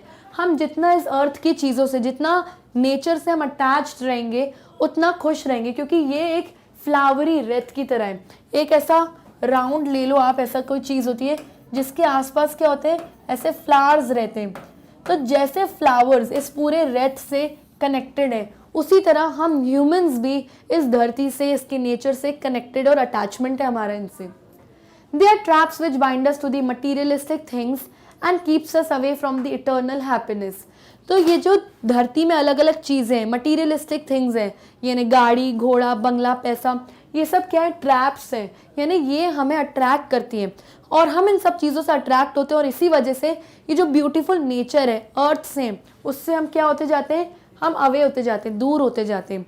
तो पोएट ये चाहते हैं कि आप इन मटीरियलिस्टिक चीज़ें, पैसा, खाना, पीना, इन सब से, इनमें इतना मोह मत रखो, यानी इसमें इतना ज़्यादा आप अटैचमेंट मत रखो कि आप धरती की, अर्थ की ब्यूटीफुल चीज़ों से दूर होते जाओ। The earth is full of hatred, greed and negativity. According to the poet, the gloom and sadness caused by this negativity fades away with the positive vibes of the beautiful things that surrounds us. तो poet कहते हैं इस धरती में बहुत ज़्यादा नफरत है लोगों की एक दूसरे के प्रति, ग्रीड है यानी लालच है लोगों के मन में, और नेगेटिविटी है यानी बहुत ज़्यादा नेगेटिविटी है, एक दूसरे के लिए दुश्मनी की भावना है इस धरती में ह्यूमंस के बीच में। तो वो ये कह रहे हैं, पोएट ये कह रहे हैं कि जितना भी सैडनेस है, ग्लूम है, सैडनेस है, जो कि इस नेगेटिविटी के वजह से हम लोगों के दिलों में और दिमाग में आ रही है, वो सब फेड अवे हो जाएगी, यानी वो सब खत्म हो सकती है ये नेगेटिविटी, अगर हम इस अर्थ के पॉजिटिव वाइब्स और ब्यूटीफुल थिंग्स से जुड़ जाएं या इसके आसपास रहें। तो जितनी भी नेगेटिविटी आपकी ज़िंदगी में है, दुख है, सैडनेस है, वो सब खत्म हो जाएगा अगर आप अपने आप को इस अर्थ से, इस ब्यूटीफुल नेचर से कनेक्ट कर लो। The poet lists out some of the beautiful things that surrounds us. As the saying goes, beauty lies in the eyes of beholder. तो पोएट कई सारी चीज़ों की लिस्ट बताते हैं, उन चीज़ों की जो कि ब्यूटीफुल है, जैसे sun, moon, stars, flowing rivers, everything. और वो बोलते हैं कि ये सब चीज़ें हमारे आसपास ज़रूर होनी चाहिए, क्योंकि जो सेइंग है, beauty lies in the eyes of the beholder. तो अगर मुझे कोई सुंदर दिख रहा है, कोई ब्यूटीफुल दिख रहा है, दैट मीन्स मेरी मैं ब्यूटीफुल हूँ, मेरी आंखें इतनी ब्यूटीफुल हैं कि मुझे वो चीज़ की ब्यूटी दिखाई दे रही है। तो मुझे अर्थ की सब चीज़ों में ब्यूटी तब दिखेगी जब मैं ब्यूटीफुल बनूंगी, यानी मैं अपने अंदर से सारी नेगेटिविटी ख़त्म कर दूंगी और नेचर से अपने आप को करीब रखूंगी। He says that the numerous creations of God, like the sun which gives us energy, the moon which gives beauty, the trees which gives us shade, are the natural beauties around us. तो वो कह रहे हैं कि जितनी भी beautiful चीज़ें हम धरती पे देखते हैं, ये हमारे लिए बहुत प्रेशियस है, यानी कीमती है, क्योंकि ये हमारे लिए गॉड का गिफ्ट है। ओके, तो वो बताते हैं जो सन है वो हमें एनर्जी देता है, जो मून है वो बहुत ब्यूटीफुल है, जितने भी ट्रीज़ हैं वो हमें शेड यानी छाया देते हैं, और जितनी भी नेचुरल ब्यूटीज़ हमारे आसपास है, हमें इन सब से अपने आप को कनेक्ट करना ज़रूरी है। The various animals like the sheep that surround us make our lovely world. और जितनी भी वाइल्ड लाइफ हैं, जैसे शीप्स हो गए, बर्ड्स हो गई, ये भी ब्यूटीफुल चीज़ें जो हमारे आसपास रहती हैं और जिन्हें देख के हमें बहुत अच्छा फील होता है। The pretty flowers like daffodils make the world green and lively. तो ये जितने खूबसूरत फ्लावर्स होते हैं, जैसे येलो कलर के डैफोडिल्स, तो ये पूरी दुनिया को हरी भरी ग्रीन बनाते हैं और धरती में जैसे लाइवली कर देते हैं, यानी धरती में जैसे जान आ गई है, इतने ब्यूटीफुल होते हैं ये चीज़ें। The flowing streams of water cool and refresh us in the hot summer season. जो रिवर्स का, स्ट्रीम्स का, नदियों का जो बहता हुआ पानी है, ये खतरनाक गर्म मौसम में यानी हॉट समर सीजन में हमें कूल प्रोवाइड करता है, यानी कि हमें ठंडक पहुंचाता है। The forest which are full of the pretty musk roses flowers are beautiful sight to the eye. और जंगल में जितने भी ब्यूटीफुल मस्क रोजेस होते हैं, वाइट कलर के रोजेस होते हैं, ये हमें देखना बहुत अच्छा लगता है कि पूरे हरे भरे जंगल में एक ट्री जो पूरा वाइट कलर के ब्यूटीफुल फ्रेगनेंस से भरे हुए फ्लावर्स से, वो देखना हमारे आंखों के लिए एक सुकून है, एक पीस है। All these things are all things of beauty. और ये सब चीज़ें थिंग ऑफ ब्यूटी है, यानी कि सब ब्यूटीफुल चीज़ें नेचर की। All the stories of the brave soldiers who laid their lives to protect their people are beautiful and inspiring. जितने भी सोल्जर्स, जितने भी आर्मी के लोग सरहद पे हमारे लिए लड़ते हैं, वॉर लड़ते हैं, और जिन्होंने अपनी लाइफ, अपनी ज़िंदगी को सैक्रिफाइस किया, कुर्बान किया है हम लोगों के लिए, इन ब्रेव सोल्जर्स, बहादुर सोल्जर्स की भी जो स्टोरीज हैं वो भी बहुत ब्यूटीफुल हैं और हमारे आने वाली जनरेशन्स के लिए बहुत इंस्पायरिंग है। These beautiful things are like a fountain of immortality given by God to us। और ये जितनी भी ब्यूटीफुल चीज़ें नेचर की, सोल्जर्स की, ये सब हमारे लिए इमॉर्टल है, यानी हमेशा हमारे लिए फॉरएवर रहेंगी, अमर हैं ये ब्यूटीफुल चीज़ें, और एक गॉड का गिफ्ट है हम सब इंसानों के लिए। They inspire us to live and maintain our faith in goodness. और ये सारी चीज़ें हमें इंस्पायर करती हैं, यानी हमारे अंदर जीने की इच्छा और बढ़ाती हैं, और भगवान में और अच्छाई में हमारा जो ट्रस्ट है, जो फेथ है, और बढ़ाती है। So children, here we complete the summary and now we will begin with some important question and answers. So first question is, what does the line therefore are we wreathing a flowery band to bind us to the earth suggest to you? Poem में एक line use हुई है कि therefore are we wreathing a flowery band to bind us to the earth। ये हमको क्या suggest करती है, क्या समझाना चाहती हैं ये lines? It means that we get attached to the beautiful things around us and weave a pretty band which binds us with our life. It becomes the reason for us to live। इसका मतलब ये है कि हमारा humans का जो attachment है धरती से वो बहुत ज़्यादा है, और ये जो अटैचमेंट है हमारे आसपास फ्लावर का एक बैंड बना देती है जिससे हम कनेक्टेड रहते हैं। और क्योंकि हमें चीज़ों से अटैच्ड है, हमें बहुत ब्यूटीफुल लगती है, सुंदर लगती है, इसकी वजह से हमारे अंदर जीने की चाहत, रीज़न टू लिव मोर, और बढ़ जाता है। Question number 2, what makes human beings love life in spite of troubles and sufferings. हम ह्यूमंस की ज़िंदगी में बहुत सारा मुसीबत है, ट्रबल है, सफरिंग है, पेन है, टेंशन है, लेकिन फिर भी हम ये नहीं बोलते अरे इतनी तकलीफ है हम मर जाते हैं। नहीं, हम चाहते नहीं जो भी तकलीफ है हम फिर भी जिंदा रहेंगे। तो ये इतनी मुश्किलों के बाद भी क्यों इच्छा है इंसानों के लिए अंदर कि हम और जिए? तो answer is the eternal beauty of various things gives us happiness and relaxation. जब भी हम नेचर की ये ब्यूटीफुल चीज़ों को देखते हैं तो हमें इससे खुशी मिलती है और हम अपनी टेंशन से कुछ टाइम के लिए रिलैक्स हो जाते हैं, यानी फ्री हो जाते हैं।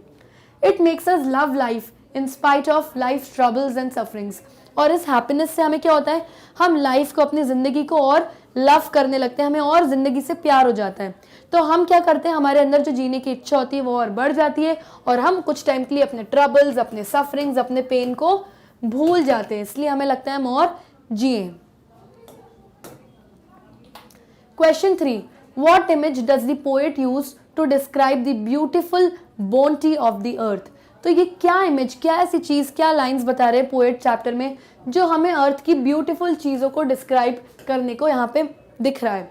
The beautiful bounty of the earth is described by the endless fountain of immortal drink, which signifies, तो जो ब्यूटीफुल अर्थ है वो हमें किस लाइन से पता चल रहा है, endless fountain of immortal drink. इससे हमें ये पता चलता है कि God bestows us with all the beautiful creations which help us to live despite the sad, gloomy aspects of life। इसका मतलब ये है कि जो धरती में जितनी भी ब्यूटीफुल चीज़ें वो इमॉर्टल है, यानी अमर है, इसकी सुंदरता कभी ख़त्म नहीं होगी। इनफैक्ट जैसे जैसे टाइम बढ़ेगा सुंदरता, इसकी ब्यूटी भी बढ़ती जाएगी।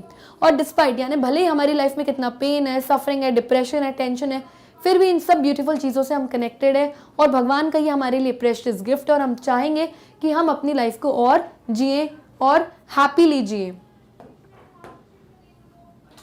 Fourth question, why is grandeur associated with the mighty dead. Grandeur यानी वो चीज़ें जिसकी सोशल इंपॉर्टेंस है, यानी ये हमारे लिए बहुत इंपॉर्टेंट है और हम इन चीज़ों से बहुत इम्प्रेस होते हैं। तो ये जो ग्रैंडियर है इसको क्यों कनेक्ट किया गया है माइटी डेड से, मरे हुए लोगों से। The noble deeds of the brave man who sacrifice their lives are an inspiration for us for ever.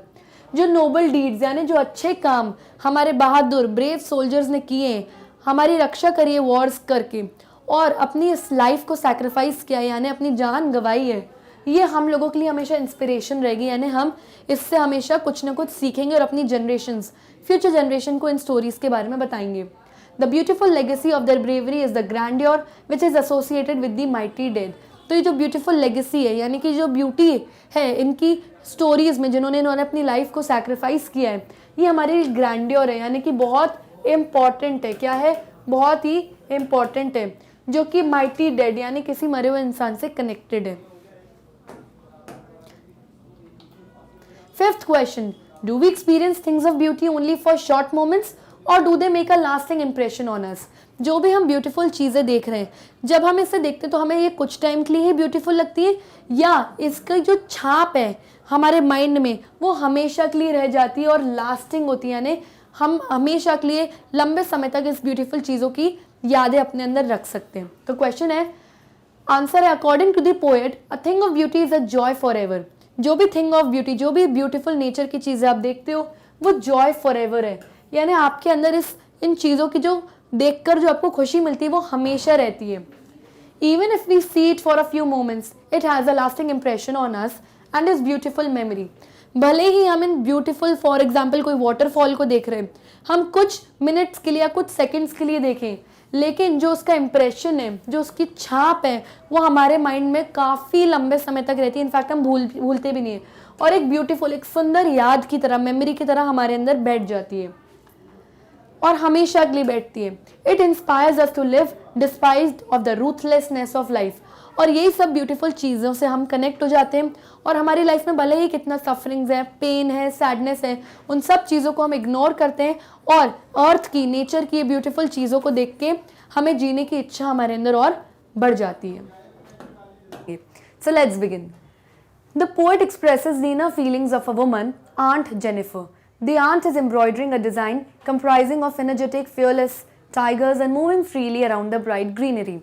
तो ये जो पोएट है ये कौन है? ये एड्रीन रिच है, यानी ये खुद एक फीमेल है और ये फेमिनिस्ट है। फेमिनिस्ट यानी कि ये औरतों के साथ बुरे व्यवहार को किए गए, जो भी कोई औरतों के साथ, विमेन के साथ बुरा व्यवहार करता है उनके खिलाफ खड़ी होती है और उनके फीमेल्स के फेवर में बात करती है। तो वो खुद एक फ़ीमेल और उन्होंने ये जो पोम लिखी वो एक फ़ीमेल के बारे में लिखी है। एक आंट है, काफ़ी एज की एक लेडी है जिनका नाम है जेनिफर, उनकी ये स्टोरी। तो ये जो पोएट है ये उस वुमन आंट जेनिफर की इनर फीलिंग्स के बारे में एक्सप्रेस करी है, क्योंकि जो आंट जेनिफर है उनके हस्बैंड बहुत डोमिनेटिंग है, काफ़ी ज़्यादा डिमांडिंग है और जिसकी वजह से उन्होंने पूरी ज़िंदगी बहुत काम किया है, बहुत हार्डवर्क किया है और अब वो बहुत वीक हो गई हैं। तो ये जो आंट है इनकी एक हॉबी है, इनका एक आर्ट है, वो क्या है? एम्ब्रॉयडरी करना, यानी सुई धागे से कपड़े पर इस तरीके से सिलाई करना और इस तरीके से डिज़ाइंस बनाना। तो ये क्या कर रही है? ये एम्ब्रॉयडरी कर रही है और अपनी एम्ब्रॉयडरी में किसकी डिज़ाइन बना रही है? एक टाइगर की। और टाइगर कैसा होता है? एनर्जेटिक होता है, फियरलेस होता है और मूव करता है इधर उधर फ्रीली ब्राइट ग्रीनरी में। तो बेसिकली ये जो आंट है ये जब भी अपने इसको फ्री टाइम मिलता है और जब इसके हस्बैंड नहीं होते हैं घर पे, तो ये चुपचाप अपनी हॉबी, अपनी पसंद की चीज़ करती है, वो होती है एम्ब्रॉयडरी। इस एम्ब्रॉयडरी में ये टाइगर बना रही है और टाइगर कैसा होता है? बहुत एनर्जेटिक, यानी बहुत स्ट्रांग होता है, बहुत एनर्जी होती है इसके अंदर। किसके ऑपोजिट? आंट के ऑपोजिट, क्योंकि आंट बिल्कुल एनर्जेटिक फील नहीं करती, वो बहुत वीक फील करती, क्योंकि पूरी ज़िंदगी उसने अपने हस्बैंड के लिए बहुत काम किया है। फिर टाइगर कैसा होता है? फियरलेस टाइगर, यानी टाइगर को किसी से डर नहीं लगता। अगेन किसके ऑपोजिट है? आंट जो बना रही हैं उनके ऑपोजिट है, क्योंकि आंट हमेशा बहुत डरती हैं अपने हस्बैंड से। इनफैक्ट उनकी उंगलियां काँप रही हैं इस वक्त जब वो क्या कर रही हैं? एम्ब्रॉयडरी कर रही हैं, क्योंकि उन्हें डर लगता है कि उनके हस्बैंड अगर आ जाएंगे तो वो चिल्लाएंगे उन्हें, क्योंकि उन्हें लगेगा कि भाई ये तो फ्री बैठी है, अपने फ्री टाइम में अपना टाइम वेस्ट कर रही है, कुछ काम नहीं कर रही घर का। तो इसीलिए वो बहुत डरती हैं अपने हस्बैंड से, जो कि ऑपोजिट है इस टाइगर से, क्योंकि टाइगर को किसी से डर नहीं लगता। टाइगर क्या कर रहा है? फ्रीली मूव कर रहा है, इधर उधर मूव कर रहा है। टाइगर्स आराम से जिस जगह, जिस जंगल में, हरे भरे फॉरेस्ट में इधर उधर मूव करते हैं, उसको किसी का डर नहीं है। लेकिन उसी के ऑपोजिट, उसी के कॉन्ट्ररी जो आंट है वो अपने ही घर में, खुद के ही घर में आराम से इधर उधर नहीं घूम सकती, क्योंकि उन्हें हर वक्त अंकल की या जो उसके जो हस्बैंड है उनको उनका हमेशा डर लगा रहता है। तो बेसिकली उन्हीं के घर में उनकी कोई आइडेंटिटी नहीं है। और ये कैसे घूम रहा है टाइगर? ब्राइट ग्रीनरी में, यानी कि हरे भरे फॉरेस्ट में, उनके घर में, अपने ही घर में फॉरेस्ट, यानी अपने ही घर में टाइगर, यानी फॉरेस्ट में वो क्या कर रहा है?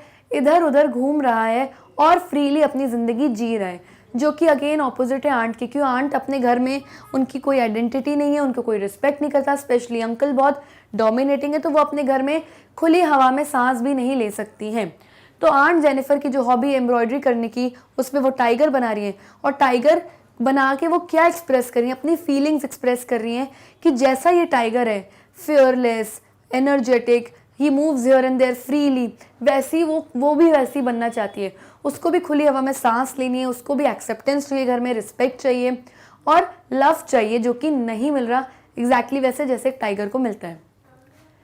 She is living a life in which she is always agreeing on the demands and commands of her husband.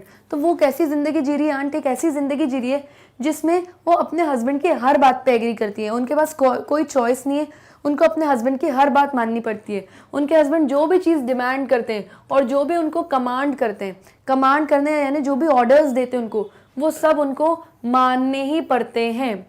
Her acts are dominated by him and she fears him constantly. जो भी aunt काम कर रही है Jennifer यहाँ पे, जो भी उसके एक्शंस हैं वो क्यों है? क्योंकि अंकल हमेशा, उसके हस्बैंड उसको हमेशा क्या करते हैं? डोमिनेट करते हैं, उसको दबाने की कोशिश करते हैं। उसकी इनर फीलिंग्स बाहर ही नहीं आ पाई, वो रियल उसकी आइडेंटिटी क्या है वो आ ही नहीं पाई, क्योंकि वो वही करती है जैसा अंकल ने ऑर्डर दे दिया बस, और कंटिन्यूसली वो उनसे डरती रहती है। This pattern of the free and fearless tigers reflect her inner desire to live a free and fearless life. तो जो ये फ्री और फियरलेस टाइगर्स की जो डिज़ाइन बना रही है वो अपने पैनल पे, यानी अपने क्लॉथ के कपड़े पे, क्लॉथ के टुकड़े पे जो एम्ब्रॉयडरी कर रही है, ये क्यों बना रही? क्योंकि इसकी इनर फीलिंग है, उसकी अंदर से दिल से इच्छा है कि मैं भी निडर रहूं, मुझे कोई दबाए ना, मेरी भी कुछ इच्छाएं हैं, कुछ फीलिंग्स हैं जो मैं खुशी खुशी कर सकती हूँ बिना किसी से डरे।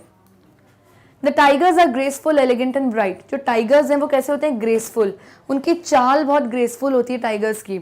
बहुत एलिगेंट यानी बहुत ब्यूटीफुली मूव करते हैं, ऐसा लगता है उन्हें देखते ही रहें। और ब्राइट है, ब्राइट जैसे कि टोपस स्टोन होता है, यानी कि एक प्रेशियस पत्थर जो कि ब्राइट येलो कलर का होता है। एग्जैक्टली टाइगर भी वैसे ही ब्राइट येलो कलर का बहुत ब्राइट है और शाइन कर रहा है, यानी बहुत एनर्जेटिक है। अगेन आंट के ऑपोजिट, क्योंकि आंट क्या, उन्होंने पूरी जिंदगी इतना काम किया है, इतना डरी रहती हैं वो कि वो बिल्कुल ब्राइट नहीं है, उनके फेस से पूरा ग्लो, सब कुछ डल हो चुका है। उन्होंने अपनी ब्यूटी को जैसे समझो किल कर दिया है। Aunt Jennifer's fingers tremble as she embroiders. Aunt Jennifer की जो फिंगर्स हैं वो ट्रेम्बल कर रही हैं, यानी कांप रही हैं जैसे जैसे वो एम्ब्रॉयडरी कर रही है, यानी वो टाइगर को बना रही है। क्यों?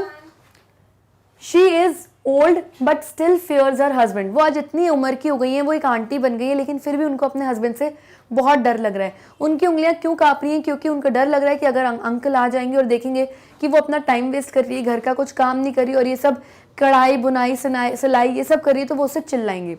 ऑल्सो उसकी उंगलियों ने पूरी जिंदगी इतना काम किया है कि अब वो कांप रही है। उसको एक छोटी सी नीडल जिससे वो क्लॉथ को जिसको वो क्लॉथ से अंदर बाहर निकाल रही है, वो तक उसको भारी लग रही है क्योंकि उसकी फिंगर्स बहुत ज़्यादा वीक हो गई हैं।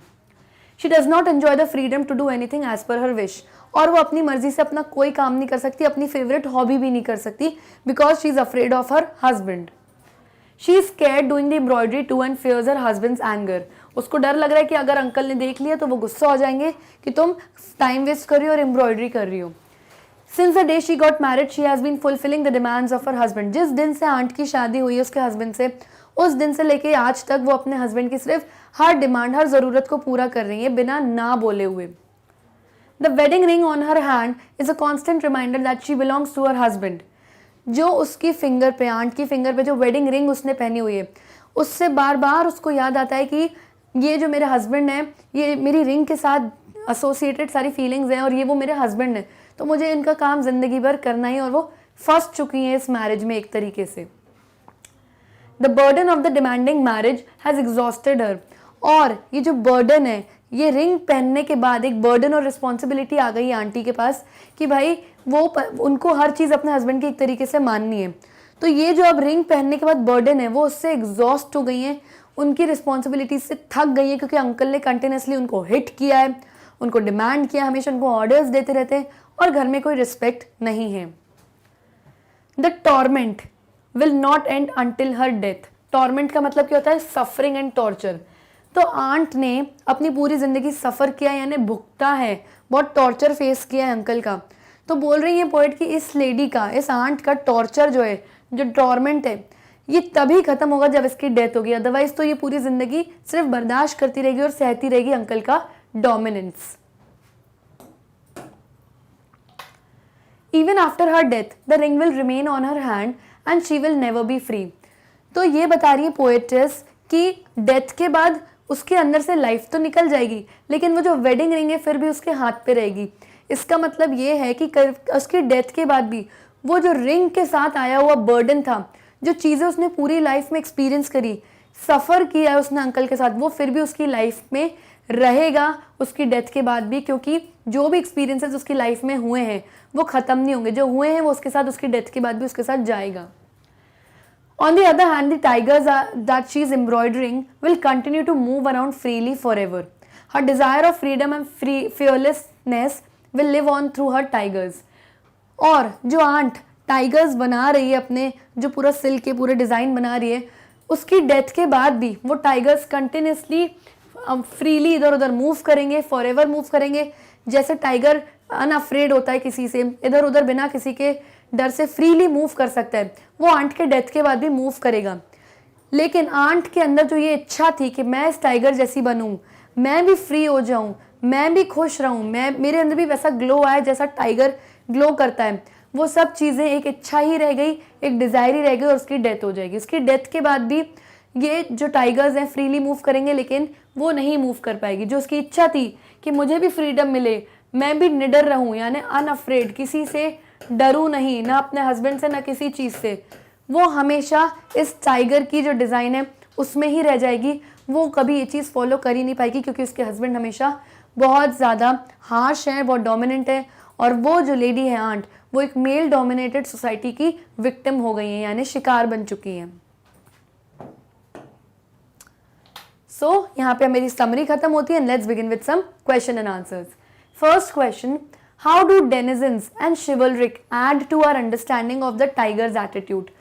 तो ये जो वर्ड है डेनिजन्स और जो दूसरा वर्ड है शिवलरिक, ये हमें एक टाइगर के एटीट्यूड के बारे में क्या बताते हैं कि टाइगर्स कैसे हैं।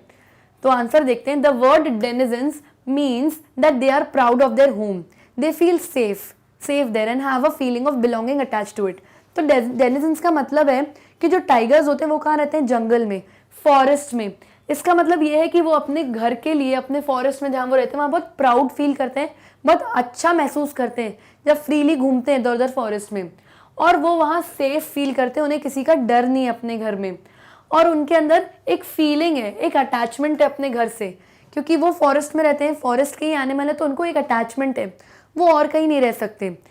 तो बोल रहे हैं कि ये बात बता रहे हैं कि एक एनिमल जो है टाइगर, वो ये है डेनिजन्स में है, यानी कि वो कंफर्टेबल फील करता है। ऑन दी अदर हैंड जो आंट है वो अपने ही घर में बहुत डरी डरी रहती है, इधर उधर फ्रीली मूव नहीं कर सकती, उन्हें घुटन होती है, अपने हस्बैंड से डर लगता है, और क्योंकि घर में उनको इतने सारे बैड एक्सपीरियंसेस मिले कि वो अपने घर में सेफ फील नहीं करती और कोई अटैचमेंट नहीं उसे अब अपने घर से। जो सेकेंड वर्ड है शिवलरिक, the word chivalric shows that they have a majestic and worthy position in the vast forest. Majestic मतलब great personality और worthy position मतलब an important place। तो वर्ड जो chivalric है वो ये बताता है कि एक जो टाइगर होता है वो बहुत मजेस्टिक है, यानी बहुत ग्रेट पर्सनालिटी, उसकी पर्सनालिटी ऐसी है कि वो जब चलता है बहुत प्राउडली चलता है और उसको किसी से डर नहीं होता, और उसकी एक वर्दी पोजीशन है पूरे फॉरेस्ट में, यानी एक इंपॉर्टेंट प्लेस है। Tigers are very important for the entire forest, सब लोग वहाँ पे उसे इंपॉर्टेंट देते हैं। अगर आप जू भी जाएंगे तो सबसे पहले लायन या टाइगर को देखना प्रेफर करेंगे दूसरे किसी एनिमल के अलावा, तो एक इंपॉर्टेंट प्लेस होल्ड करता है टाइगर। लेकिन जो आंट है उनकी पर्सनैलिटी कैसी है, कोई ब्राइट नहीं है, बिल्कुल डल हो चुकी है, क्योंकि पूरी जिंदगी उसने इतना काम किया है कि उसकी पूरी ब्यूटी और उसका पूरा ग्लो खत्म हो चुका है। ऑल्सो उसकी घर में कोई वर्दी पोजीशन नहीं है, क्योंकि वो हमेशा डोमिनेटेड रहती है अपने हस्बैंड से, और घर में उसकी कोई इंपॉर्टेंट प्लेस नहीं है। Okay, second question, why do you think aunt Jennifer's hands are fluttering through her wool in the second stanza. आपको क्यों लगता है कि सेकेंड स्टैंजा में ये बोला गया है कि आंट जेनिफर के जो उंगलियां हैं, जो हैंड्स है, वो फ्लटर कर रहे हैं, यानी कांप रहे हैं जब वो वुल यानी ऊन के धागों को निकाल रही हैं और क्लॉथ से बाहर निकाल रही हैं डिजाइन बनाते time. Why is she finding the needle so hard to pull. उनको एक छोटी सी नीडल जिसका कोई वेट नहीं होता, उसको इतनी हार्ड क्यों लग रहा है, उसको इतनी हैवी क्यों लग रही है वो नीडल। तो आंसर है, her hands are fluttering probably because she is scared of her husband who would come any time and scold her for sitting idle and wasting her time doing embroidery। तो उनके hands जो है वो इसलिए कांप रहे हैं क्योंकि उसको डर लग रहा है कि उसके हस्बैंड जो है कभी भी घर आ जाएंगे और वो देखेंगे कि ये घर का कोई काम नहीं कर रही और एम्ब्रॉयडरी कर रही है, अपना टाइम वेस्ट कर रही है, और एम्ब्रॉयडरी उनकी हॉबी है, उनका पर्सनल काम है, फेवरेट काम है। तो ये अगर वो देख लेंगे तो वो गुस्सा हो जाएंगे और वो चिल्लाएंगे, इसलिए डर के मारे उसके हाथ कांप रहे हैं। She finds the needle so hard to pull because her fingers are tired of working endlessly all through her life। और उसको एक छोटी सी नीडल जिसका कोई वेट नहीं होता वो इतनी भारी इसलिए लग रही है क्योंकि पूरी ज़िंदगी उसने उन अंकल के लिए इतना काम किया है, घर का इतना काम किया है कि अब उसकी उंगलियां, उसके हाथ बहुत वीक हो गई कि अब उसको एक उंगली, उसको एक नीडल पुल करना भी एम्ब्रॉयडरी के लिए बहुत भारी लग रही है, बहुत हैवी लग रही है। Third question, what is suggested by the image massive weight of uncle's wedding band. Poem में एक लाइन है, massive weight of uncle's wedding band. इसका क्या मतलब है? इसका मतलब ये है, वेडिंग बैंड क्या है, वो जो रिंग जो उन्होंने अंकल ने पहनाई थी शादी के टाइम, वो वेडिंग बैंड यानी वेडिंग रिंग है। और मैसिव वेट यानी बहुत हैवी वेट, उनको जो ये वेडिंग रिंग का वेट है ना बहुत हैवी लगता है अपनी उंगलियों में। इसका क्या मतलब है? तो massive weight of uncle's wedding band suggest symbolically that the bindings and obligations of her marriage are so much that they have put a lot of burden and stress on her. क्योंकि उस wedding ring के साथ aunt को क्या मिला? Bindings, यानी वो uncle से बाइंड हो गई, जुड़ गई, यानी अपना रिश्ता तोड़ नहीं सकती, फंस गई है। एंड ऑब्लिगेशंस, यानी उन इस वेडिंग रिंग के साथ उसके कंधों पर वो सारा बोझ, वो सारी रिस्पॉन्सिबिलिटीज आ गई जो कि अंकल की डिमांड्स उसको हमेशा फॉलो करनी है। तो वो कह रही है कि इस रिंग का कोई वेट नहीं है, लेकिन फिर भी मेरी उंगली पर मुझे बहुत भारी लगती है क्योंकि इसी के साथ मुझे बहुत हैवी बर्डन, बोझे वाले रिस्पॉन्सिबिलिटीज मिल गए, और साथ में अंकल का मुझे सारे डिमांड्स फुलफिल करने ज़िंदगी भर और वो मुझे मारते हैं, मुझे हिट करते हैं। तो वो कह रही है मैं एक बहुत मिजरेबल लाइफ में और इस वजह से मुझे स्ट्रेस हो गया है मेरी ज़िंदगी में बहुत ज़्यादा। Next question, why do you think aunt Jennifer created animals that are so different from her own character? आपको क्यों लगता है कि आंट जेनिफर उस पूरे क्लॉथ पे एक एनिमल्स की क्यों डिज़ाइन बना रही है? जैसे टाइगर के डिज़ाइन क्यों ही बना रही है? और टाइगर की जो पर्सनैलिटी है वो कितनी ऑपोजिट है आंट से। टाइगर कितना फ्रीली रहता है, किसी से डर नहीं लगता। On the other hand aunt कितनी सप्रेस है, कितनी डल है, डरती रहती है हमेशा अपने हस्बैंड से। तो वो इस तरीके के एनिमल्स के डिज़ाइन क्यों बना रही है?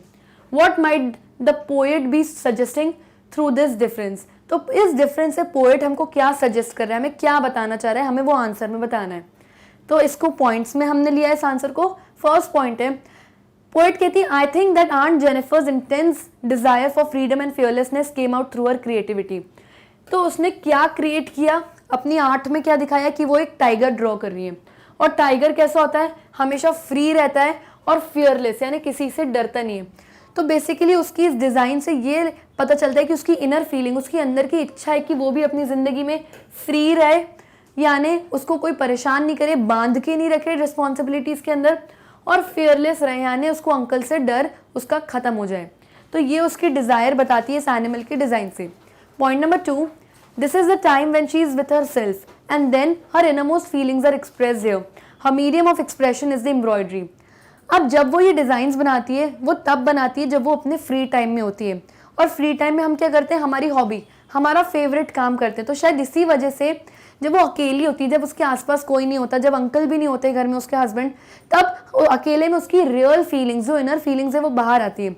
और बाहर किस फॉर्म में आ रही है, एम्ब्रॉयडरी के फॉर्म में आ रही है, जिसपे वो टाइगर को बना रही है और अपनी अंदर की इच्छा एक्सप्रेस कर रही है कि उसे भी फियरलेस और फ्रीडम के साथ रहना है जैसे ये टाइगर रहता है।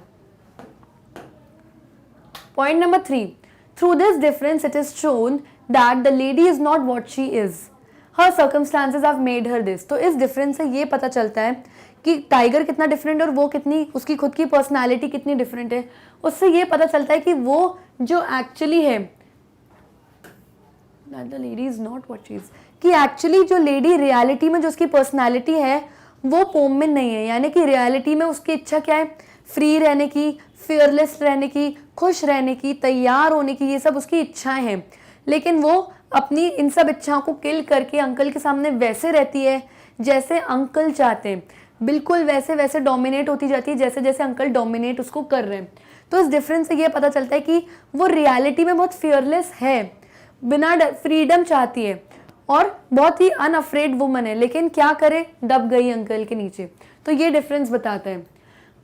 ये जो सर्कमस्टांसेस है, ये जो उसकी लाइफ की मुश्किल सिचुएशन है, इस मुश्किल सिचुएशन ने उसको ऐसा बनाया है। वो रियलिटी में ऐसे नहीं है, वो रियलिटी में बहुत हैप्पी वुमन है, लेकिन अब लाइफ में उसको ऐसे फेस करना पड़ा जो वो ऐसी बन गई है मजबूरी में। Even though she has a desire to live life with respect, लेकिन फिर भी इतनी मुश्किलों के बाद भी उसके अंदर डिज़ायर अब भी है, इच्छा अब भी है कि मुझे लाइफ में मेरे हस्बैंड से रिस्पेक्ट, लव एंड अप्रिसिएशन मिले, इतनी मुश्किलों के बाद भी। सो ऑल दीज थिंग्स ये हैं जो हमको बताते हैं कि टाइगर और आंट की पर्सनालिटी में काफ़ी डिफरेंस है। So children, with this we come to an end of this session. और यहाँ पे हमने समरी एंड कुछ इंपॉर्टेंट क्वेश्चन एंड आंसर्स खत्म किए। आई होप आपको अच्छे से समझ में आए होंगे। आप मेरे जाके वीडियोस जो है यूट्यूब पर भी देख सकते हैं, और यूट्यूब पे आपको अगर मेरी वीडियोस नहीं मिल रही तो आपको एक छोटा सा प्रोसेस करना है। वो ये है कि आप गूगल पे आप हमारी वेबसाइट का नाम डालिए जो है magnetbrains.com। जब आप ये वेबसाइट का नाम डालेंगे तो इस तरीके का एक पेज आपके सामने आ जाएगा जहाँ पे सारी क्लासेस मेंशन रहेंगी, class 12, 11, 10, 9, 8 and so on. For example, आपको क्लास 11 के इंग्लिश के वीडियोस देखने तो आप क्लास 11 पर क्लिक करिए। जब आप क्लिक करेंगे तो इस तरीके का पेज आपके सामने आएगा। जो भी टीचर्स क्लास 11 में सारे सब्जेक्ट्स पढ़ाती हैं, इंक्लूडिंग मी जो मैं इंग्लिश लेती हूँ, वो सब लिस्ट आपके सामने आ जाएगी। तो यहाँ पे इंग्लिश मैं पढ़ाती हूँ, तो जब आप इस ऑप्शन को क्लिक करेंगे तो जितने भी मैंने इंग्लिश के वीडियोस बनाए हैं उसकी लिस्ट यहाँ पे आ जाएगी क्लास 11 की। फॉर एग्जाम्पल, मुझे हॉर्नबिल बुक जो क्लास 11 की इंग्लिश बुक है उसका फर्स्ट चैप्टर देखना है, the portrait of a lady का इंट्रोडक्शन। और जब मैं इस पर क्लिक करूँगी तो इस तरीके का जो वीडियो है आपके सामने प्ले होना स्टार्ट हो जाएगा। तो चिल्ड्रन, आई होप आपको इजीली समझ में आ गया होगा कि अगर आपको चैप्टर के वीडियोस यूट्यूब पे इजीली नहीं मिल रहे, वेबसाइट पे जाके डायरेक्टली आप इजीली कैसे एक्सेस कर सकते हैं। So with this we come to an end of this session, और आप हमारे आगे की और चैप्टर्स और वीडियोस देखने के लिए स्टे ट्यून्ड, एंड तब तक के लिए bye bye and thank you.